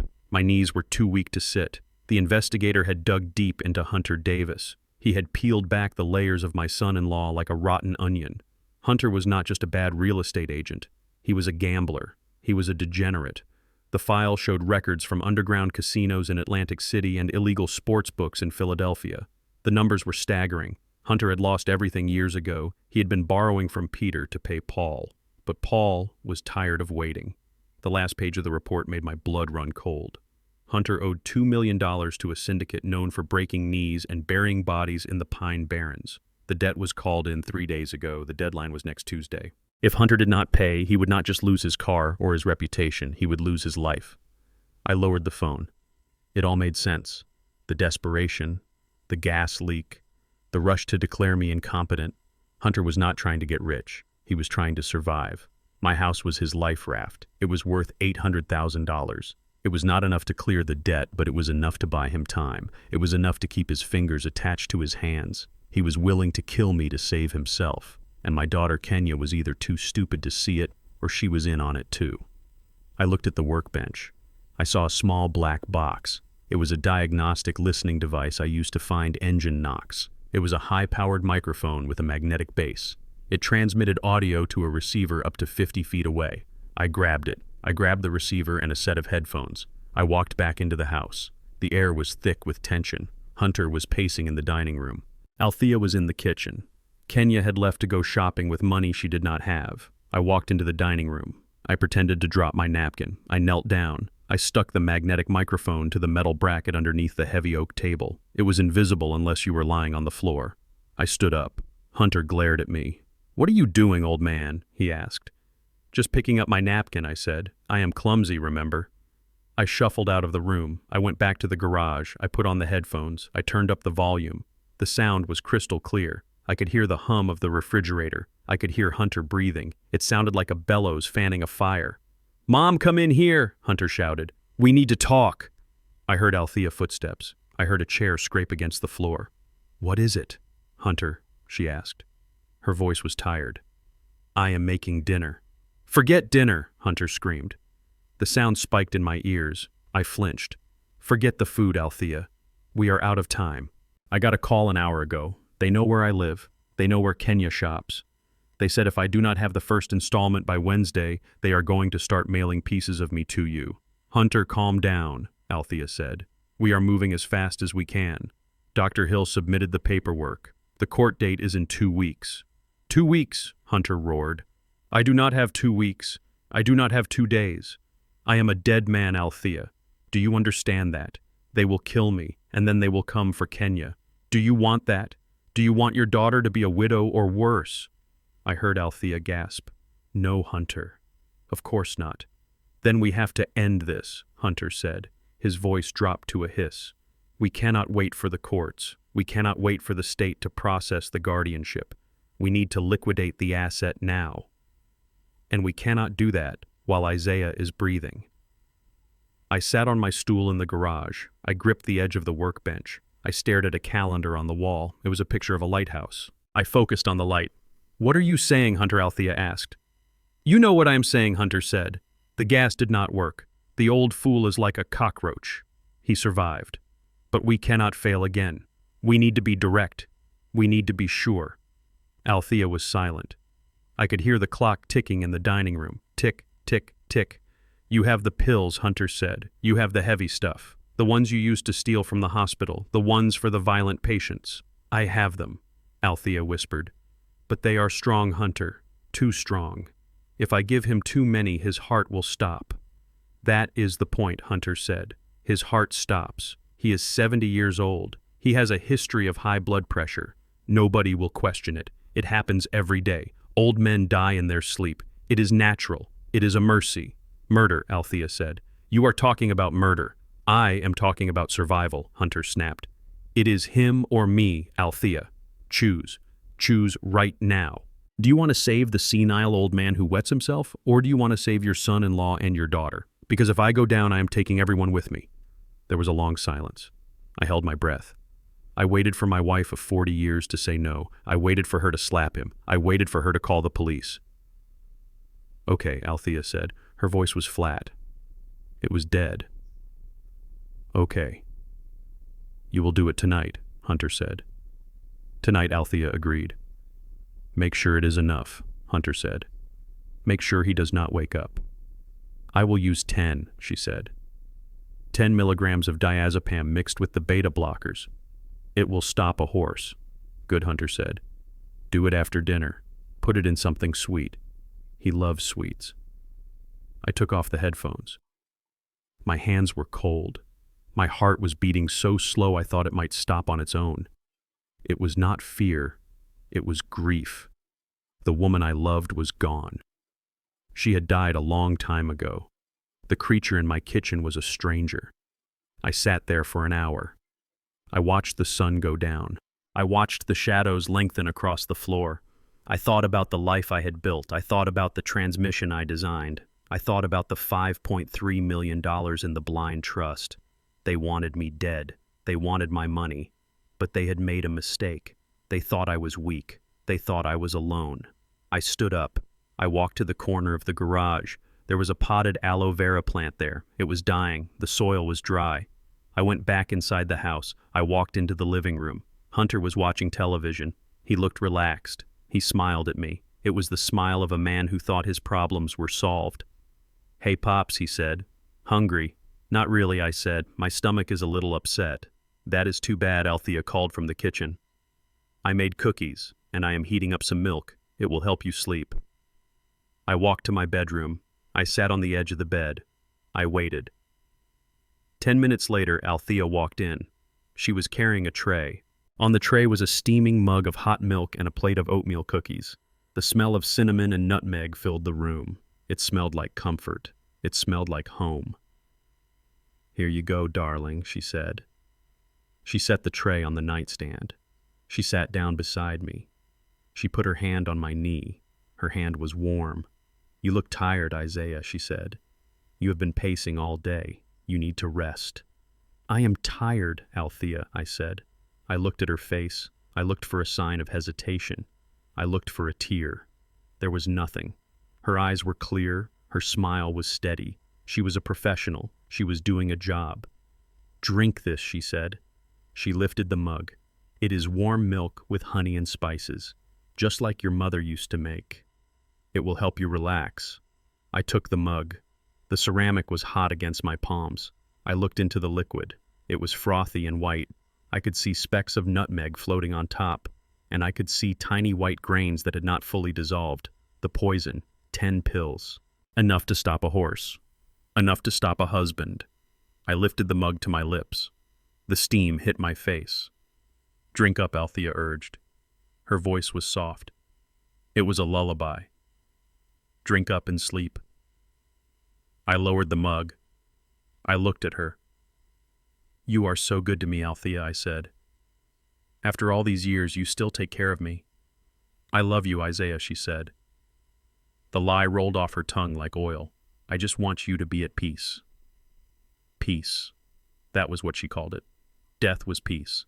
"I will drink it," I said. "But it is too hot right now. I will let it cool for a minute." She hesitated. She wanted to watch me drink it. She wanted to see the Adam apple bob. She wanted to be sure. "I need to use the bathroom first," I said. I stood up. I took the mug with me. "Where are you going?" she asked sharply. "Just to the bathroom, Althea," I said. "I am an old man. My bladder is weak. I will drink it while I am in there." I walked into the bathroom. I closed the door. I did not lock it. I turned on the faucet. I let the water run loud. I looked at the mug. I looked at the white death inside. I poured the milk into the sink. I watched it swirl down the drain. I rinsed the cup. I left a little bit of foam at the bottom. I turned off the water. I looked in the mirror. My eyes were hard. The grief was gone. Now there was only the plan. I walked back into the bedroom. I put the empty mug on the tray. "That was good," I said. I wiped my mouth with the back of my hand. "I feel sleepy already." Althea looked at the empty mug. She smiled. A real smile this time. A smile of relief. A smile of victory. "Good," she said. "Lie down, Isaiah. Close your eyes." I lay back on the pillows. I pulled the quilt up to my chin. Althea stood up. She turned off the lamp. The room plunged into darkness. "Sleep well," she whispered. She walked out of the room. She closed the door. I lay in the dark. I waited for 5 minutes. Then I stuck my finger down my throat and gagged. I made wet retching sounds. I coughed. I spat into a tissue. I made it sound like I was struggling, like I was choking on my own bile. Then I went silent. I let my body go limp. I slowed my breathing. I waited for the audience. I knew they were coming. I knew they would come to check the body. They would come to steal the keys. They would come to bury me. But I was not dead. I was holding my breath, and I was waiting for the perfect moment to open my eyes. Althea stood at the foot of the bed like a statue carved from ice. Her eyes were fixed on the mug in my hand. She was waiting for the poison to do its work. She was waiting for the old mechanic to swallow his death so she could cash out. The steam from the warm milk rose up and clouded my vision.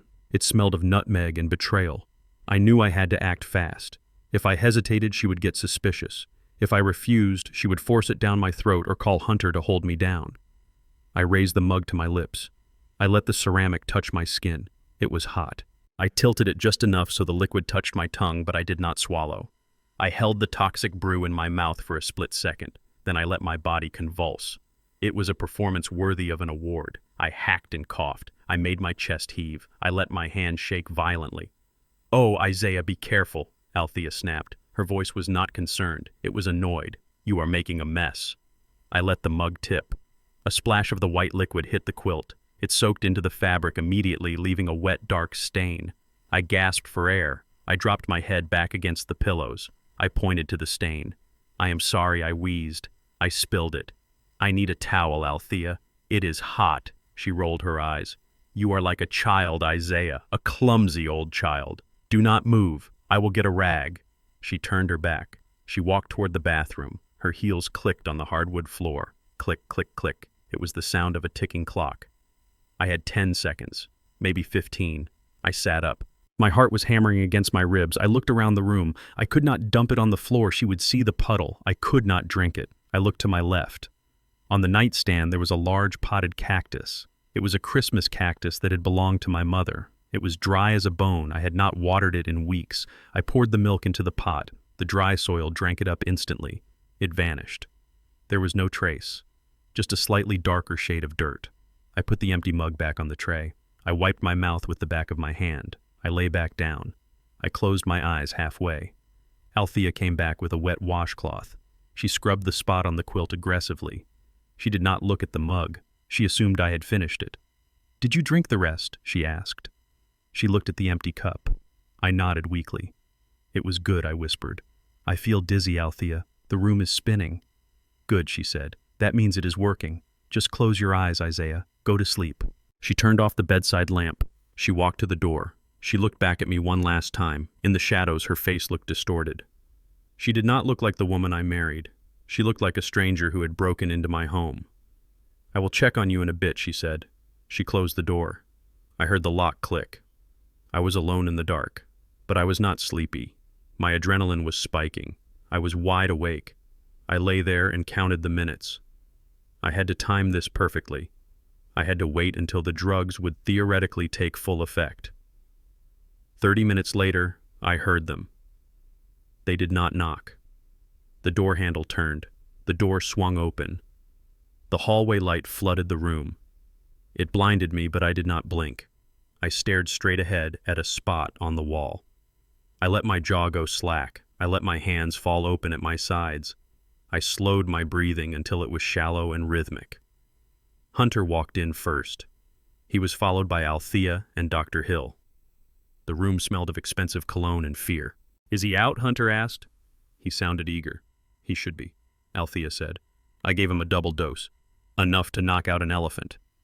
Dr. Hill walked to the side of the bed. He opened his medical bag. He took out a pen light. He leaned over me. I could smell the stale coffee on his breath. He used his thumb to pull my eyelid up. He shone the bright light directly into my pupil. This was the hardest part. Every instinct in my body screamed to look away, to blink, to flinch. But I forced my eye to stay still. I stared past the light. I stared into the darkness of my own mind. I became a stone. I became a piece of wood. "No reaction," Dr. Hill said. He checked my pulse. It was slow because I was calm. It was the calm of a sniper waiting for the shot. "His heart rate is depressed," Dr. Hill announced. "Respiration is shallow. He is in a deep coma. It appears to be a rapid neurological decline exacerbated by the medication." "Is it enough?" Hunter asked. "Is it enough for the judge?" "It is perfect," Dr. Hill said. "I can certify that he is non-responsive. He is incapable of making decisions. He is incapable of caring for himself. This is grounds for immediate emergency guardianship." Althea let out a breath she had been holding. "Thank God," she said. "I was worried he would fight it." "He cannot fight anything now," Dr. Hill said. "He is a vegetable." I lay there and listened to them call me a vegetable. I listened to them discuss my life as if it were already over. I felt a cold fury rising in my chest, but I kept it locked down. I kept my face blank. "Search him," Hunter said. "We need the keys." I felt hands on my body. They were rough hands. "Hunter." He patted down my pockets. He rolled me over like a sack of flour. He shoved his hand into the front pocket of my pajamas. He found nothing. He checked under the pillow. Nothing. "Where are they?" he growled. "He keeps the safe keys on him. Always." "Check his pants," Althea said. "The ones he was wearing earlier." Hunter walked to the chair where I had draped my work trousers. I heard the jingle of metal. "Got them," he said. He walked back to the bed. He dangled the keys in front of my face. He laughed. "Look at this, Pops," he said. "The keys to the kingdom, and you cannot do a thing about it." He leaned down close to my ear. I could feel the heat of his skin. "I am going to sell it all, Isaiah," he whispered. "The house, the tools, the land. I am going to sell it all, and I am going to spend every dime. And you are going to rot in a room with padded walls." I felt his spit on my cheek. The urge to reach up and crush his throat was overwhelming. My muscles twitched, just a tiny spasm in my right arm. "Did he move?" Althea asked sharply. "No," Hunter said. "He is gone, Althea. The lights are on, but nobody is home." He stood up. He pocketed the keys to my safe, the safe where the deed to the house was kept. He thought he had won. He did not know the safe was empty. I had moved the deed and the patent documents to the bank box 3 days ago. All he would find in that safe was a stack of old warranties and a few silver dollars. But let him think he won. Let him get arrogant. Call the transport, Dr. Hill said. We need to move him to my facility tonight. We cannot risk him waking up here. We need him under controlled supervision. Controlled supervision. That meant a cell. That meant drugs. That meant isolation. I heard Althea make a call. I heard her give the address. They were not calling an ambulance. They were calling a private transport service. A service that did not ask questions. A service that moved bodies for a price. I lay there for another 20 minutes. My body ached from staying still. My throat was dry. I listened to them packing my things. They did not pack clothes. They packed my financial records. They packed my checkbook. They were stripping my life down to the bone. The transport arrived. 2 men walked in. They smelled of tobacco and sweat. They did not speak. They unfolded a gurney next to the bed. 1, 2, 3, lift, one of them grunted. They grabbed me by the shoulders and the ankles. They hoisted me onto the canvas stretcher. They strapped me down. The buckles clicked tight across my chest and my legs. I was a prisoner. They wheeled me out of the bedroom. I stared at the ceiling. I saw the crack in the plaster I had meant to fix last winter. I saw the crown molding I had installed with my own hands. I was leaving my home, the home I had paid for with sweat and blood. They wheeled me down the hall. I passed the pictures on the wall. Pictures of Kenya graduating, pictures of Althea and me on our anniversary, pictures of a family that did not exist anymore. We went through the front door into the night air. It was cold. The wind bit at my face. Hunter and Althea stood on the porch. They watched me go. They did not look sad. They looked relieved. They looked like they were taking out the trash.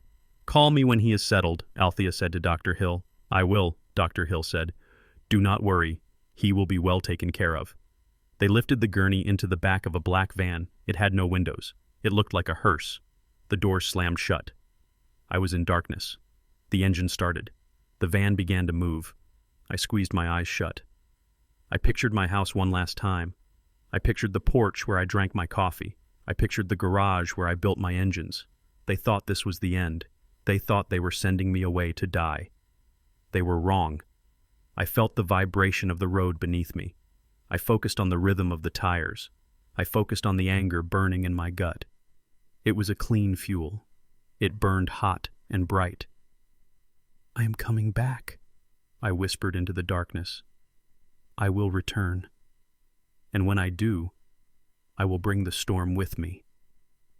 I woke up in a white room. The walls were soft. The floor was soft. The air smelled of industrial cleaner and despair.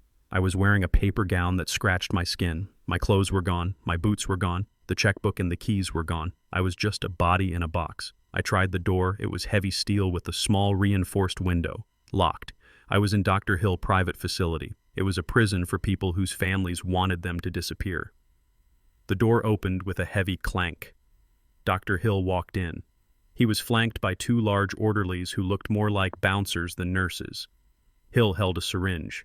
The needle was long. The liquid inside was yellow. Good morning, Isaiah, he said. His voice was smooth and professional. You had a rough night. You were very agitated during transport. We need to calm you down. I am calm, I said. My voice was raspy. I am not crazy, Hill. You know it. Paranoia, Dr. Hill said to the orderlies. Classic symptom. He believes everyone is against him. Hold him. The 2 men grabbed my arms. Their grip was iron. They pinned me to the soft wall. I did not fight. If I fought, they would say I was violent. I let my muscles go loose. I let them hold me. Dr. Hill wiped my arm with an alcohol swab. It was cold. This will help you rest, he said. It is a cocktail of haloperidol and lorazepam. It will clear the voices. There are no voices, I said, only yours. He jammed the needle into my deltoid. I felt the burn of the liquid entering my muscle. It was a fire spreading through my veins. Give it 5 minutes, he told the men. He will be out like a light. They let me go. They walked out. The heavy door slammed shut.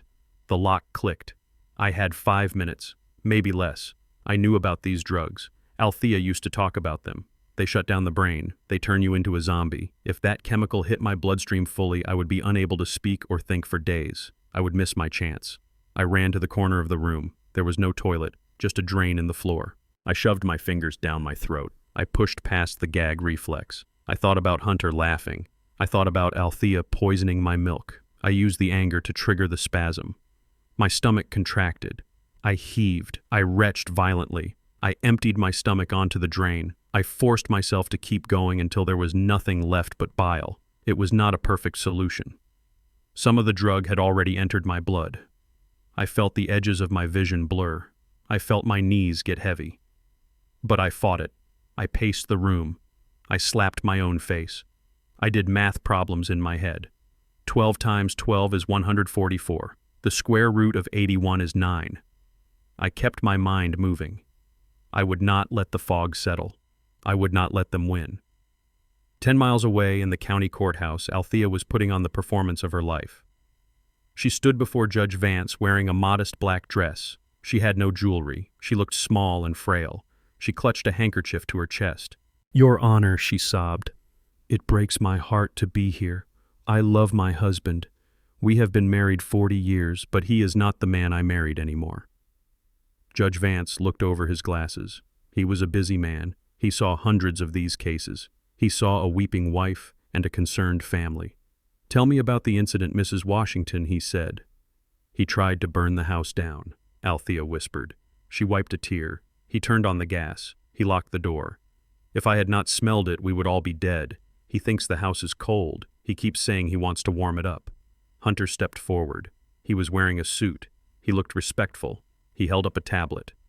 "We have video, Your Honor," he said. "We installed cameras for his safety because he wanders. This is from yesterday morning." He played the video.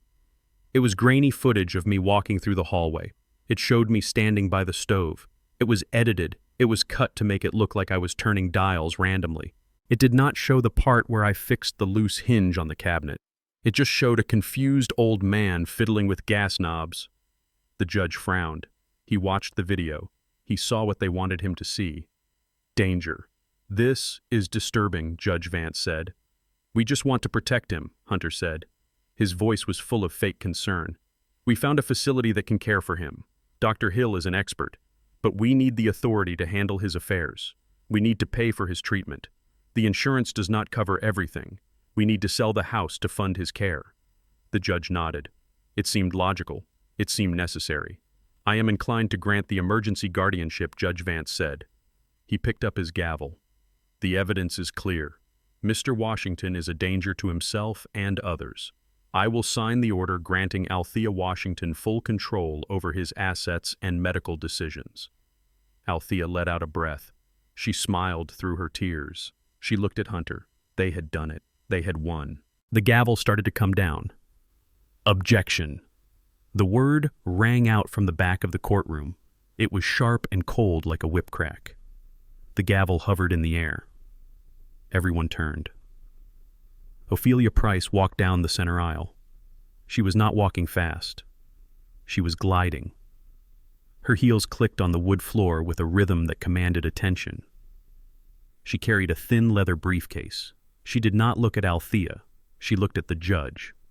"Who are you?" Judge Vance asked. "I am Ophelia Price," she said. "I represent Isaiah Washington." Althea stood up. "He is incompetent," she shouted. "He cannot hire a lawyer. He does not know what day it is." "He hired me 3 days ago," Ophelia said calmly, "when he was fully competent. And I have a durable power of attorney that supersedes this hearing." Hunter stepped in front of Althea. "This is ridiculous," he said. "Look at the video. The man is senile. We are trying to save him." Judge Vance looked at Ophelia. "Do you have evidence to refute the medical report from Dr. Hill?" he asked. Ophelia placed her briefcase on the table. She opened it. She did not take out a video. She did not take out a medical report. "I do not need to refute the report, Your Honor," she said. "My client is currently being held against his will in a private facility without due process. We will address that in criminal court. But for today, for this hearing regarding the guardianship of the estate, we have a different proposition." She turned to Althea and Hunter. She smiled. It was a smile that should have terrified them. "My client is willing to concede the guardianship of the marital home," she said. Althea blinked. "What?" You heard me, Ophelia said. Mr. Washington agrees that the house is a burden. He agrees that Althea should have full control over the property located at 124 Maple Street. He is willing to sign over his half of the deed immediately. He wants you to have it. Hunter's eyes went wide. He looked at Althea. They could not believe it. They thought they would have to fight for months. They thought I would cling to that house until I died. He agrees, Althea asked. Yes, Ophelia said. He wants you to be secure. He wants you to have the asset. She pulled a document from her briefcase. It was a single page. This is a stipulated order, she said. It grants Althea Washington full guardianship of the real estate property. It allows her to sell, transfer, or mortgage the home immediately. No waiting period. Hunter grabbed the paper. His hands were shaking. This was it. This was the lifeline. He could take this to the loan shark. He could show them the asset. He could save his life. There is just one standard clause, Ophelia said casually. Since Mr. Washington is surrendering his interest in the property, the guardian must assume full liability for the asset. It just means you take the house as is. Hunter did not listen. He heard take the house. He saw the dollar signs. $800,000. Where do we sign, he asked. You need to read it, Judge Vance warned. You should have counsel review it. We do not need counsel, Althea said quickly. She was greedy. She saw the finish line. We know the house. We have lived there for 40 years. We accept the terms. She grabbed the pen. She signed her name with a flourish. Hunter signed as a witness. Ophelia took the paper back. She checked the signatures. Thank you, she said. Her voice was ice. Judge Vance looked confused, but he stamped the order. So ordered, he said. Guardianship of the real estate is transferred. Althea hugged Hunter. We did it, she whispered. We got the house. Ophelia snapped her briefcase shut. She looked at them. She looked at the two people celebrating their theft. Congratulations, she said. You now own the house, and everything attached to it. She turned and walked out of the courtroom. She did not look back. Back in the cell, I was doing push-ups. My arms were shaking. The drugs were fighting me. My head felt heavy, but I kept moving. 41, 42. I heard a noise outside, not the heavy clank of the door. A siren. It was distant at first, then closer. I stopped. I listened. It was not an ambulance. It was the police. Ophelia had left the courthouse and made a call. She had called the state police. She had reported a kidnapping. She had shown them the video from my button camera, the video of Althea poisoning the milk, the video of Hunter stealing the keys. The cavalry was coming. But Althea and Hunter did not know that yet. They were driving to the house. They were driving to their victory. They were driving to a house that I had mortgaged to the hilt 3 days ago to pay for the lawsuit against the car company. A house that had a lien on it for $500,000. A house that Ophelia had just legally tied to their names along with the debt. They thought they had signed a deed. They had signed a confession of debt. I stood up. I wiped the sweat from my face. The drugs were fading. My mind was sharp. I walked to the door. I waited for the sound of boots. The game was over. Checkmate. The steel door of my cell shuddered. It was a loud metallic boom that echoed in the small room. I stood back against the padded wall. I waited. The door boomed again. Then it flew open. It did not swing on hinges. It was forced. 2 state troopers in tactical gear filled the doorway. They had weapons drawn. They looked ready for a war. Behind them stood Ophelia Price. She was holding a piece of paper high in the air like a sword. Dr. Hill was screaming in the hallway. You cannot do this, he yelled. This is a private facility. He is a danger to the public. Ophelia did not look at him. She looked at me. Get him out, she said to the troopers. One of the officers stepped forward. Mr. Washington, he said, you are coming with us. I walked out of the cell. I was wearing the paper gown. I was barefoot. I walked past Dr. Hill. He was being held against the wall by another officer. His face was pale. He saw me. He saw the fire in my eyes. He looked away. We walked out into the sunlight. It burned my eyes. The air smelled of gasoline and freedom. Ophelia handed me a bag. Here are your clothes, Isaiah, she said, and your boots. I put them on in the back of her car. I tied the laces tight. I felt the strength returning to my legs. We drove away. We left the prison behind. You are free, Isaiah, Ophelia said. The judge saw the video. He signed the order immediately. He issued a warrant for Hill's arrest for kidnapping and medical malpractice. Althea and Hunter will be next. No, I said. Not yet. Ophelia looked at me in the rearview mirror. What do you mean? Do not arrest them yet, I said. Do not tell them I am out. Let them think I am still locked up. Let them think they won. Why? She asked. Because next week is my 40th wedding anniversary, I said. Althea loves parties. She loves to be the center of attention.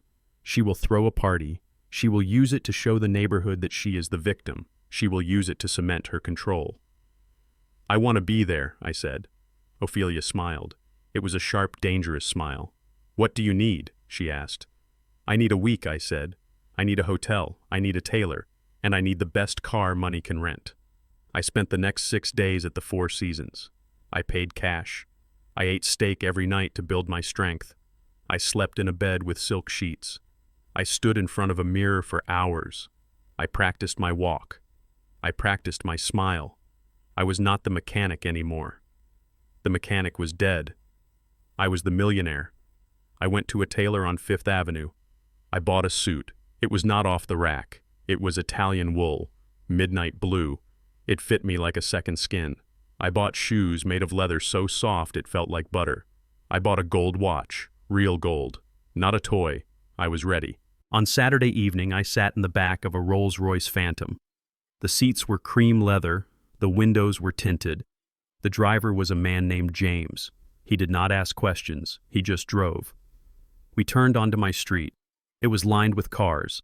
Althea had invited everyone. She had invited the neighbors she gossiped about. She had invited the church choir. She had invited the people Hunter owed money to. The house was lit up like a Christmas tree. There were white lights strung in the oak tree. There was music playing, jazz, soft and smooth. It was the music I used to play for her when we were young. She was using our memories as a backdrop for her treachery. Pull up to the front, I said to James. Block the driveway. The car glided forward. It was silent. It was a shark moving through water. I looked out the window. I saw them. The party was in full swing in the front yard. Tables were set up on the grass. People were drinking champagne. Althea was standing on the porch. She was wearing a white dress. She looked like a bride. She was holding a glass. She was laughing. She looked happy. She looked relieved. She thought her husband was rotting in a padded room 10 miles away. Hunter was standing near the garage. He was holding court. He had a group of men around him. He was pointing at the house. He was making gestures with his hands. He was showing them the roof line. He was selling it. He was selling my life while I was still breathing. James stopped the car. The massive grille of the Rolls-Royce shone under the streetlights. The Spirit of Ecstasy hood ornament gleamed. The music stopped. The chatter died down. People turned. They stared at the car. It did not belong in this neighborhood. It was a spaceship. "Who is that?" someone whispered. "Maybe it is a buyer," Hunter shouted. He looked excited. He thought his luck had finally turned. He thought a rich investor had arrived to hand him cash. James got out. He walked around the car. He opened the rear door.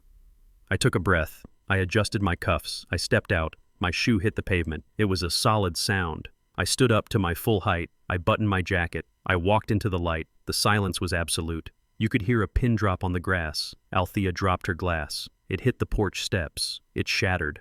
Red wine splashed onto her white dress. It looked like a gunshot wound. Hunter's mouth fell open. He took a step back. He tripped over a garden gnome. He stumbled. I did not look at the ground. I did not hunch my shoulders. I walked with the stride of a king returning to his castle. I walked past the neighbors. They parted like the Red Sea. They looked at my suit. They looked at my face. They did not see the grease monkey. They saw a stranger. I walked up the steps to the porch. I stood in front of Althea. She was trembling. Her face was gray. Her eyes were wide with terror. She looked like she was seeing a ghost. "Hello, my love," I said. My voice was deep and steady. It carried across the silent yard. "Happy anniversary." Hunter recovered from his stumble over the garden gnome. His face turned a deep, violent shade of crimson that clashed with his expensive suit. The shock of seeing me standing there in a tailored Italian suit instead of a hospital gown wore off quickly. It was replaced by panic. He realized his narrative was crumbling. He realized the ghost he had tried to bury was standing on his front porch. He charged up the stairs. He looked like a mad dog. He bared his teeth. He shouted at me, "What the hell are you doing here, Pops? Did you break out? You are sick. You belong in a cage." He reached out to grab the lapels of my new jacket. He wanted to drag me down. He wanted to humiliate me one last time in front of his friends. He never touched me. James moved with the speed of a striking cobra. One moment he was standing by the car door. The next he was between me and Hunter. He did not punch him. He did not kick him. He simply extended one massive arm and swatted Hunter aside. It was effortless. It looked like he was brushing away a fly. Hunter flew backward off the porch. He landed hard on the grass. He rolled over. He gasped for air. His suit was stained with dirt. His dignity was gone. The crowd gasped. A few people stepped back. They looked at James. They looked at the gun bulge under his jacket. They realized this was not a social call. This was a hostile takeover. I did not look at Hunter. He was beneath me. I looked at the crowd. I saw the neighbors who had whispered about my dementia. I saw the pastor who had prayed for my recovery. I saw the loan shark standing in the back wearing ill-fitting suits. They were watching Hunter with very interested eyes. I walked over to the DJ booth. The young man behind the turntable looked terrified. He backed away. I picked up the microphone. It felt heavy and solid in my hand. It was a tool, and I knew how to use tools. How? I tapped the microphone, thump thump. The sound echoed through the yard. "Welcome, everyone," I said. My voice was calm. It was deep. It filled the space. "Thank you for coming to my house. Thank you for celebrating with my wife." I looked at Althea. She was still frozen. She was clutching her chest. Her eyes were darting around looking for an escape. "You all think you are here for an anniversary," I said. "You think you are here to celebrate 40 years of marriage. But you are wrong." I paused. I let the silence stretch. I let the tension build until it was almost unbearable. "You are here to celebrate a rebirth," I said. "Today is the day Isaiah Washington woke up." Hunter scrambled to his feet on the lawn. He was shouting, "Do not listen to him. He is crazy. The drugs have fried his brain. Someone call the police. Call Dr. Hill." I smiled at him. It was a cold smile. "We do not need Dr. Hill," I said. "We have something better. We have the truth." I nodded to James. He pulled a small remote control from his pocket. He pointed it at the large projection screen set up near the oak tree. It was supposed to show a slideshow of our happy marriage. It was supposed to show pictures of vacations and birthdays. It flickered to life, but there were no pictures of beaches. There were no pictures of cakes. The video was grainy. It was black and white. It was shot from a low angle, from under a table. The audio boomed through the high-quality speakers. It was crisp. It was clear. "Forget dinner," Hunter screamed on the screen. "We are out of time. I got a call an hour ago. They said if I do not have the first installment by Wednesday, they are going to start mailing pieces of me to you." The crowd murmured. They looked at the real Hunter standing on the grass. He went pale. He stopped shouting. The video cut to Althea. "Murder," she said on the screen. "You are talking about murder. I am talking about survival," the video Hunter snapped. "It is him or me, Althea. Choose." "Okay, the video," Althea said. Her voice was flat. "Okay." The crowd gasped. A woman covered her mouth. The pastor made the sign of the cross. The video cut again. It showed Althea in the bedroom. It showed her holding the mug. It showed her standing over me while I pretended to sleep. It showed her wiping the spilled poison from the quilt. "Make sure he does not wake up the video," Hunter said. The screen went black. The silence in the yard was heavy. It was suffocating. Everyone looked at Althea, the loving wife, the grieving caretaker. She was exposed. She was naked in her treachery. Then the video changed. It showed Kenya, my daughter. She was sitting at the kitchen table. She was counting money, my money. "He is such a burden," she said on the screen. "I hate visiting him. He smells like oil. I just want the money so I can leave this dump. I hope he dies soon so we can stop pretending." Kenya was standing near the buffet table. She dropped her plate. It shattered. She looked at her friends. They were looking at her with disgust. She looked at me. She started to cry. But they were not tears of sorrow. They were tears of shame. I looked at the back of the crowd. The men in the cheap suits were moving. They were moving toward Hunter. They had heard the part about the debt. They knew the money was gone. They knew their investment was at risk. Hunter saw them too. He started to back away. He looked like a trapped animal. I raised the microphone again. "You see," I said. My family loves me very much. They love me so much they wanted to send me to a special place where I would never wake up. Althea found her voice. It was a shrill scream. "That is fake," she yelled. "It is AI. He made it up. He is trying to frame us." I reached into the inside pocket of my jacket. I pulled out a folded piece of paper. I unfolded it slowly. "Is this fake, Althea?" I asked. I held it up. It was a bank statement. It was printed on thick bond paper. It had the logo of the First National Bank. "This is the balance of the Blind Mechanic Trust," I said. I read the number aloud. $5,300,000. The number hung in the air. 5 million. Althea stopped screaming. Her eyes locked onto the paper. Her pupils dilated. She did the math instantly. 5 million. That was the life she wanted. That was the cruises. That was the jewelry. That was the freedom. She forgot the video. She forgot the poison. She forgot the crowd. Greed took over. It was a reflex. "Oh, Isaiah," she said. Her voice changed. It became sweet. It became the voice she used when she wanted something. "You won. You won the lawsuit. I knew you would. I always told you that you were a genius." She took a step toward the porch. She held out her hands. "Honey," she said, "we are rich. We can finally be happy. Forget all this silliness. We are a team." Hunter stopped backing away. He looked at the paper. He licked his lips. 5 million. That would pay his debts. That would save his life. "Pops," he said. He tried to smile. It looked like a rictus of pain. "Pops, you did it. I always believed in you. I was just trying to protect you." I looked at them. They were pathetic. They would sell their souls for a piece of paper. I laughed. It was a dry, hard sound. "This money is real," I said. I folded the paper. I put it back in my pocket.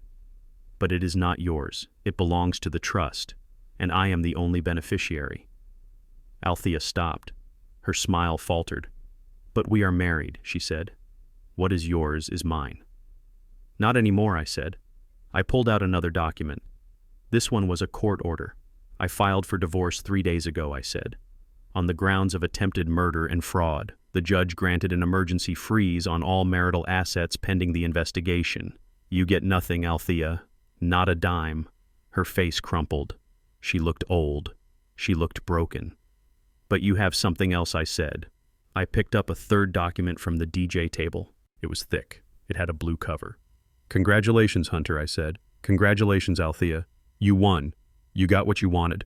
I threw the document at them. It fluttered through the air. It landed on the grass at Hunter's feet. "You wanted guardianship of the house," I said. "You fought for it in court yesterday. You signed the papers without reading them. You wanted the asset." Hunter picked up the document. He looked at it. He looked confused. "Well, you got it," I said. "You are the legal guardians of the property at 124 Maple Street. You own it. You control it." Althea looked confused. "Why are you smiling?" she asked. "We have the house. We can sell it. It is worth $800,000. I leaned into the microphone. "I took out a mortgage on the house 10 years ago, Althea," I said, "to pay for the lawyers, to pay for the patent fight. I leveraged every brick. I leveraged every blade of grass." I paused. "The house has a lien on it," I said, "for $500,000. The balloon payment was due yesterday. I did not pay it." Hunter dropped the paper. His hands were shaking. "Since you are the legal guardians," I said, "since you signed that order accepting full liability for the estate, you owe the bank $500,000. Today." I smiled. "If you do not pay it, they will foreclose next week, and you will still owe the balance." The crowd erupted. They laughed. They cheered. They saw the trap snap shut. Althea fell to her knees. She screamed. It was a sound of pure agony. Not for me. For the money. She had lost the 5 million. She had lost the house. She had inherited a debt that would bury her. Hunter looked at the loan sharks. They were walking toward him. They did not look happy. They knew he had no house to sell. They knew he had no money coming. He looked at me. His eyes were begging. "Pops," he whispered, "please."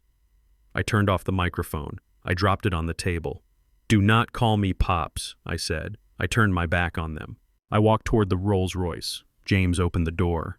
I did not look back at the ruin of my family. I did not look back at the house I had built. It was just wood and brick. It belonged to them now, and they were welcome to it. The sirens cut through the night air like a knife. They were loud and close. The guests covered their ears. The blue and red lights washed over the front yard, turning the white tablecloths into strobe lights. It was not one car. It was a fleet. Ophelia had timed this perfectly. She had given the police the evidence of the kidnapping and the poisoning an hour ago. She told them exactly where to find the perpetrators. They swarmed the driveway. Officers in tactical vests poured out of the vehicles. They moved with precision. They ignored the loan shark standing in the shadows. They ignored the shocked neighbors. They went straight for the woman in the white dress and the man trying to hide behind the oak tree. Dr. Hill had been lurking near the side gate, hoping to slip away during the confusion. 2 officers tackled him before he could take 3 steps. I saw his face pressed into the dirt of my flower bed, the dirt I had tilled every spring. He was shouting about his medical license. He was shouting that he was a victim of circumstance. An officer pulled his arms back and clicked the handcuffs into place. The sound was crisp. It cut through the wailing of the sirens. "You are under arrest for conspiracy to commit murder, kidnapping, and medical malpractice," the officer recited. Dr. Hill spat dirt. He looked at me. I did not look away. I watched him being dragged toward a squad car. He was no longer a doctor. He was just a criminal in a dirty suit. Althea stood on the porch. She was frozen. An officer walked up the steps. He was young, but his face was hard. He held up a warrant. "Althea Washington," he said, "you are under arrest for attempted murder and unlawful imprisonment." Althea looked at the handcuffs. She looked at the guests. She saw the judgment in their eyes. She saw her reputation crumbling into dust. She panicked. The mask of the grieving wife fell away completely. The mask of the dignified matriarch shattered. She pointed a trembling finger at Hunter, who was cowering near the garage. "It was him," she screamed. Her voice was shrill and ugly. "It was all his idea. He forced me to do it. He said he would kill me if I did not help him. He owes money to bad people. I am a victim here." The crowd gasped. The betrayal was absolute. The alliance of greed had dissolved the moment the steel bracelets came out. Althea was throwing her partner to the wolves to save her own skin. Hunter looked at her with wide eyes. "You lying witch," he shouted. "You mixed the poison. You stole the keys. You wanted the house just as much as I did." The officer did not care about their arguments. He spun Althea around. He cuffed her hands behind her back. She struggled. She kicked. She screamed that she was an old woman. She screamed that she was frail. But the video on the screen behind her was still frozen on the image of her pouring powder into my milk. The evidence was staring down at her. She was dragged down the steps she had once swept with pride. She was shoved into the back of a police cruiser. She looked at me through the window. She mouthed the word please. I turned my back on her. I had spent 40 years pleasing her. I was done. Hunter saw Althea go down. He saw the police focused on securing the doctor and his mother-in-law. He saw an opening. He thought he could run. He sprinted toward the back gate that led to the alley. It was a desperate move. He was fast, but he was panicked. He scrambled over the rose bushes, tearing his expensive suit. He made it to the gate. He fumbled with the latch. He pushed it open. He did not get far. The alley was not empty. The men in the ill-fitting suits were waiting. They had anticipated his move. They knew rats always run for the darkest hole. I watched from the porch. The police saw him run. They started to move toward him. But the captain held up a hand. He paused. He adjusted his belt. He looked at his watch. He gave the universe 10 seconds of blind justice. Hunter ran straight into the chest of the largest loan shark. The man did not move. He grabbed Hunter by the lapels. He lifted him off the ground. Hunter kicked and flailed. He screamed for the police. "Help me!" he shrieked. "Arrest me! Please arrest me!" The shark did not speak. He threw Hunter against the brick wall of the garage. The sound of the impact was sickening. It was a wet thud. Hunter slid down the wall. He tried to crawl away. The man stepped forward. He lifted his heavy boot. He did not aim for the head. He aimed for the leg. He stomped down hard on Hunter's shin. The snap was loud. It sounded like a dry branch breaking in a winter forest. Hunter howled. It was a high-pitched sound of pure agony. He curled into a ball, clutching his leg. He rolled in the dirt. He was crying. He was begging. The loan shark leaned down. He whispered something in Hunter's ear. I did not hear it, but I knew what it was. It was a promise. It was a reminder that a broken leg was just a down payment. The debt was still owed. And now Hunter had no house to sell, no inheritance to claim. The police captain lowered his hand. "Okay," he said. "Go get him." The officers jogged over to the alley. The loan sharks stepped back. They raised their hands. They looked innocent. "We were just performing a citizen's arrest, officer," one of them said. He tried to flee. He fell. The police did not argue. They picked Hunter up. He screamed in pain as they moved his broken leg. They did not handle him gently. They dragged him to the waiting ambulance. He was sobbing. He was broken in body and spirit. He looked at me as they loaded him onto the stretcher. His eyes were glazed with pain. He looked like a child who had touched a hot stove after being told not to. I felt nothing. No joy, no sorrow, just the cold satisfaction of a balanced equation. He had tried to break my mind. Now his leg was broken. It was fair. The yard was clearing out. The guests were fleeing the scene of the disaster. They did not want to be associated with a criminal family. They drove away in their luxury cars, leaving tire marks on the lawn. The police cars drove off with lights flashing, carrying my past away. I stood alone on the porch. The party decorations were still up. The cake was uncut. The music had stopped. I felt a tug on my sleeve. I looked down. Kenya was kneeling on the grass at my feet. Her dress was ruined. Her makeup was streaked with tears. She looked small. She looked like the little girl who used to wait for me to come home from the shop. But her eyes were not innocent. They were terrified. "Daddy," she sobbed.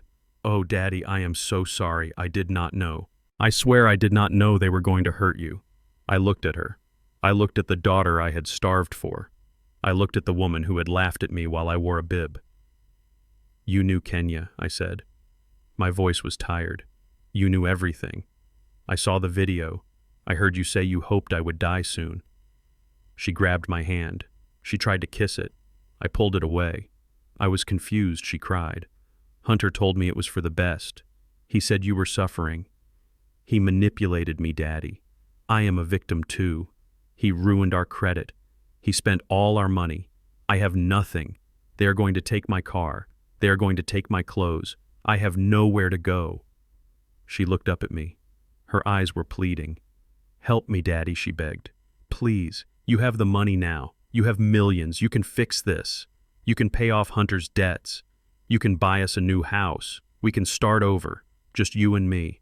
I will take care of you. I promise." I looked at the house behind me. It was dark now. The lights had been turned off. It was just a shell.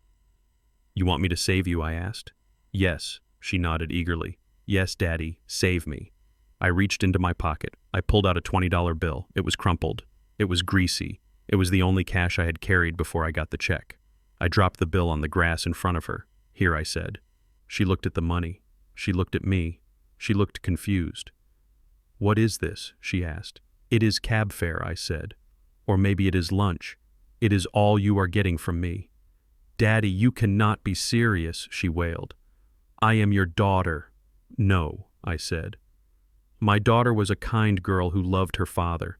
My daughter would never have let her husband mock me.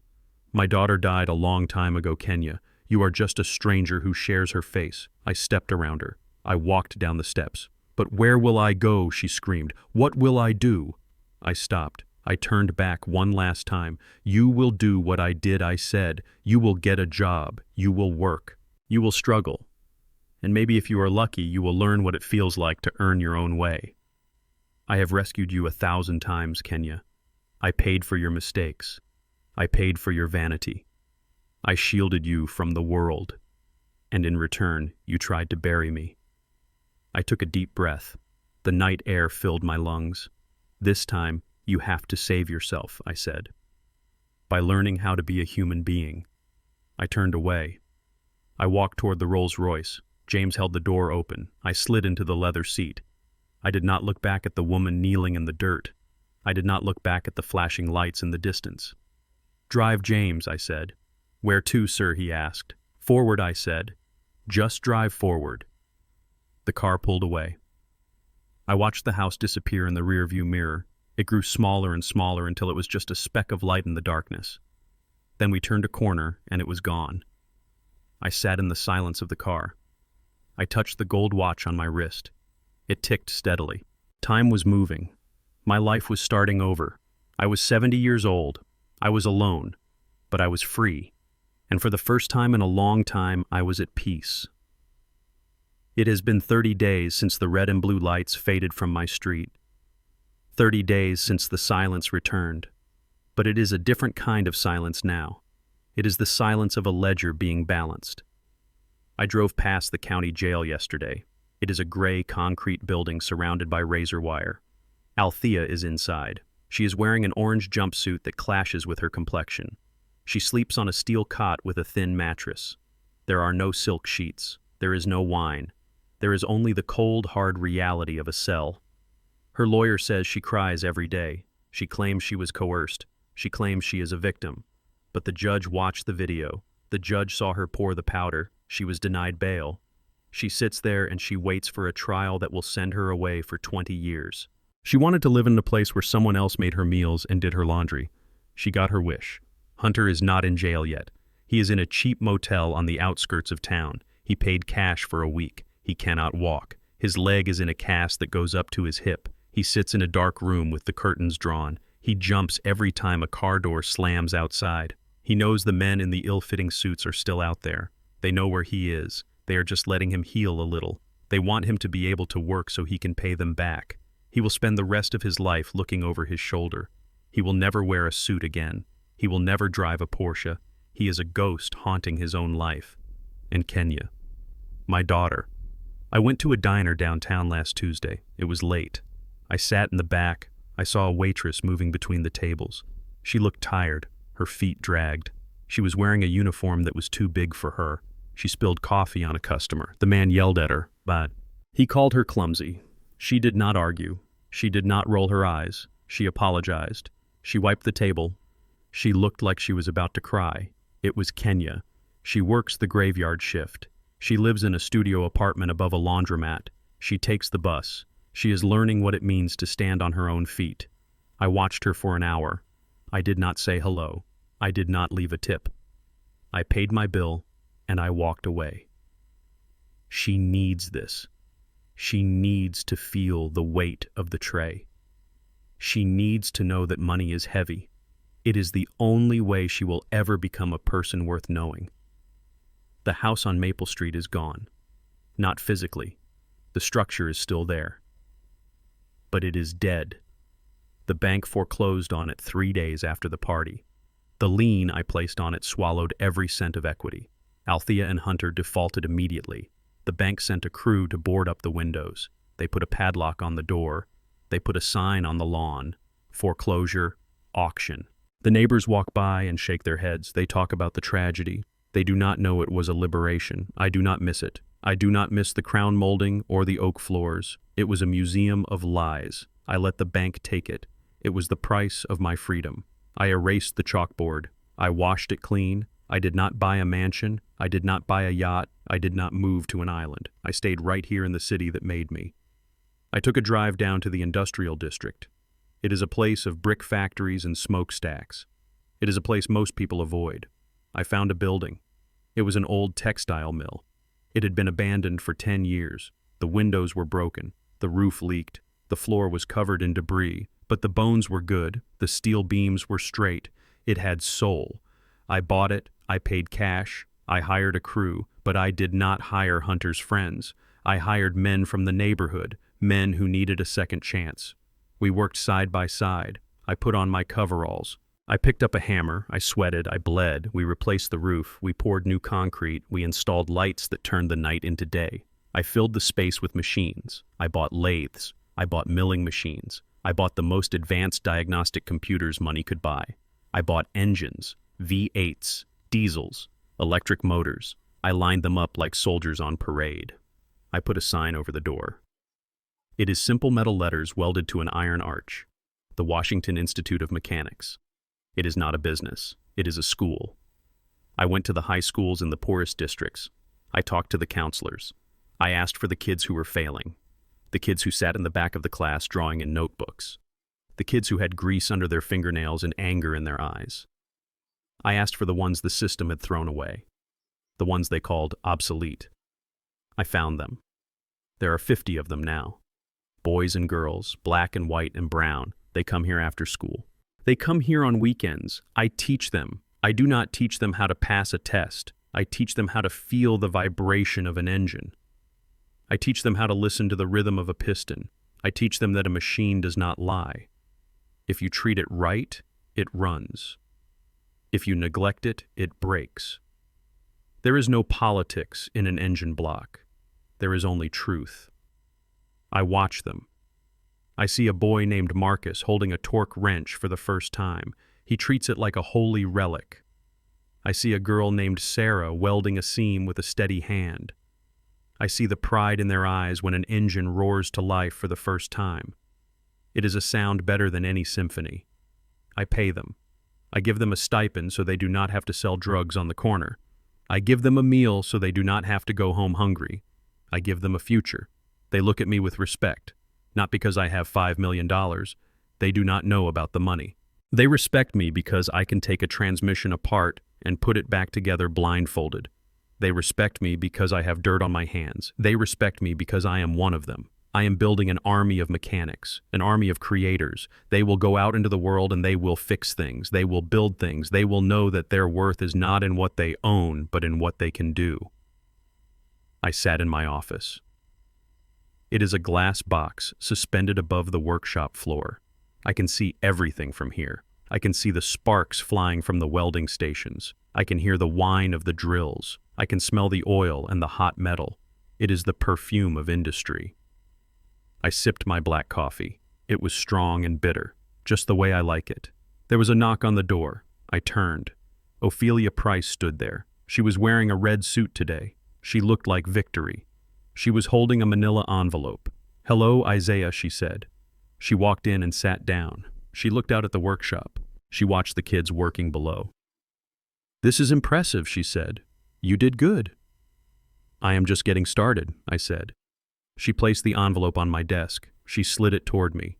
"It is done," she said. "The divorce is final. The judge granted everything. Althea contested it from jail, but she had no ground to stand on. The fraud invalidated the prenup. The attempted murder invalidated her claim to marital assets. You are a single man, Isaiah." I looked at the envelope. Inside was a piece of paper that severed 40 years of my life.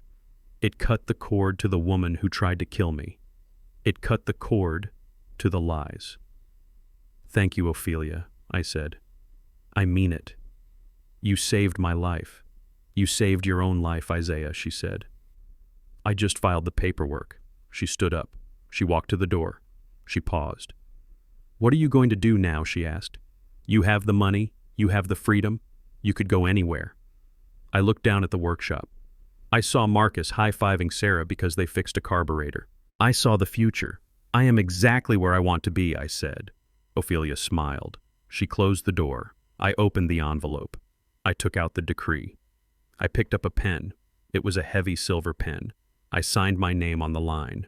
Isaiah Washington. The ink was black and permanent. I put the pen down. I leaned back in my chair. I thought about Althea in her cell. I thought about Hunter in his motel. I thought about Kenya in the diner. I did not feel hate. I did not feel pity. I felt nothing. They were just broken parts that I had discarded. I had replaced them with something that worked. I looked at my hands. They were still rough. They were still stained with oil. They were the hands of a mechanic. I had $5 million in the bank. I had a legacy growing on the floor below me. I had my life back. I stood up. I walked out of the office. I walked down the metal stairs to the workshop floor. Marcus looked up. "Hey, Mr. Washington," he shouted over the noise of a drill. "This engine is humming. Come listen." I walked over to him. I leaned in. I listened to the steady rhythmic beat of the pistons. It was a strong sound. It was a powerful sound. "It sounds perfect, Marcus," I said. "Good job." He beamed. I picked up a wrench. I tightened a bolt. I felt the metal bite. I was home. I am Isaiah Washington. I am a mechanic, and I fixed my life. Hit like and subscribe if you believe it is never too late to start over. Tell me in the comments what you would build if you had a second chance. Until next time, keep your hands dirty and your head high. I learned that true worth is never found in a bank account or the conditional approval of those who claim to love you.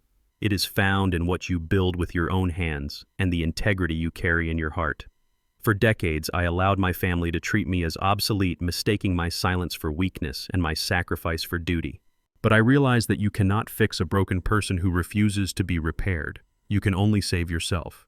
It is never too late to strip down the engine of your life and rebuild it stronger. Dignity is the only currency that truly matters. Hit like and subscribe if you believe respect must be earned, not demanded, and tell me in the comments, what is the one dream you would rebuild if you had a second chance today?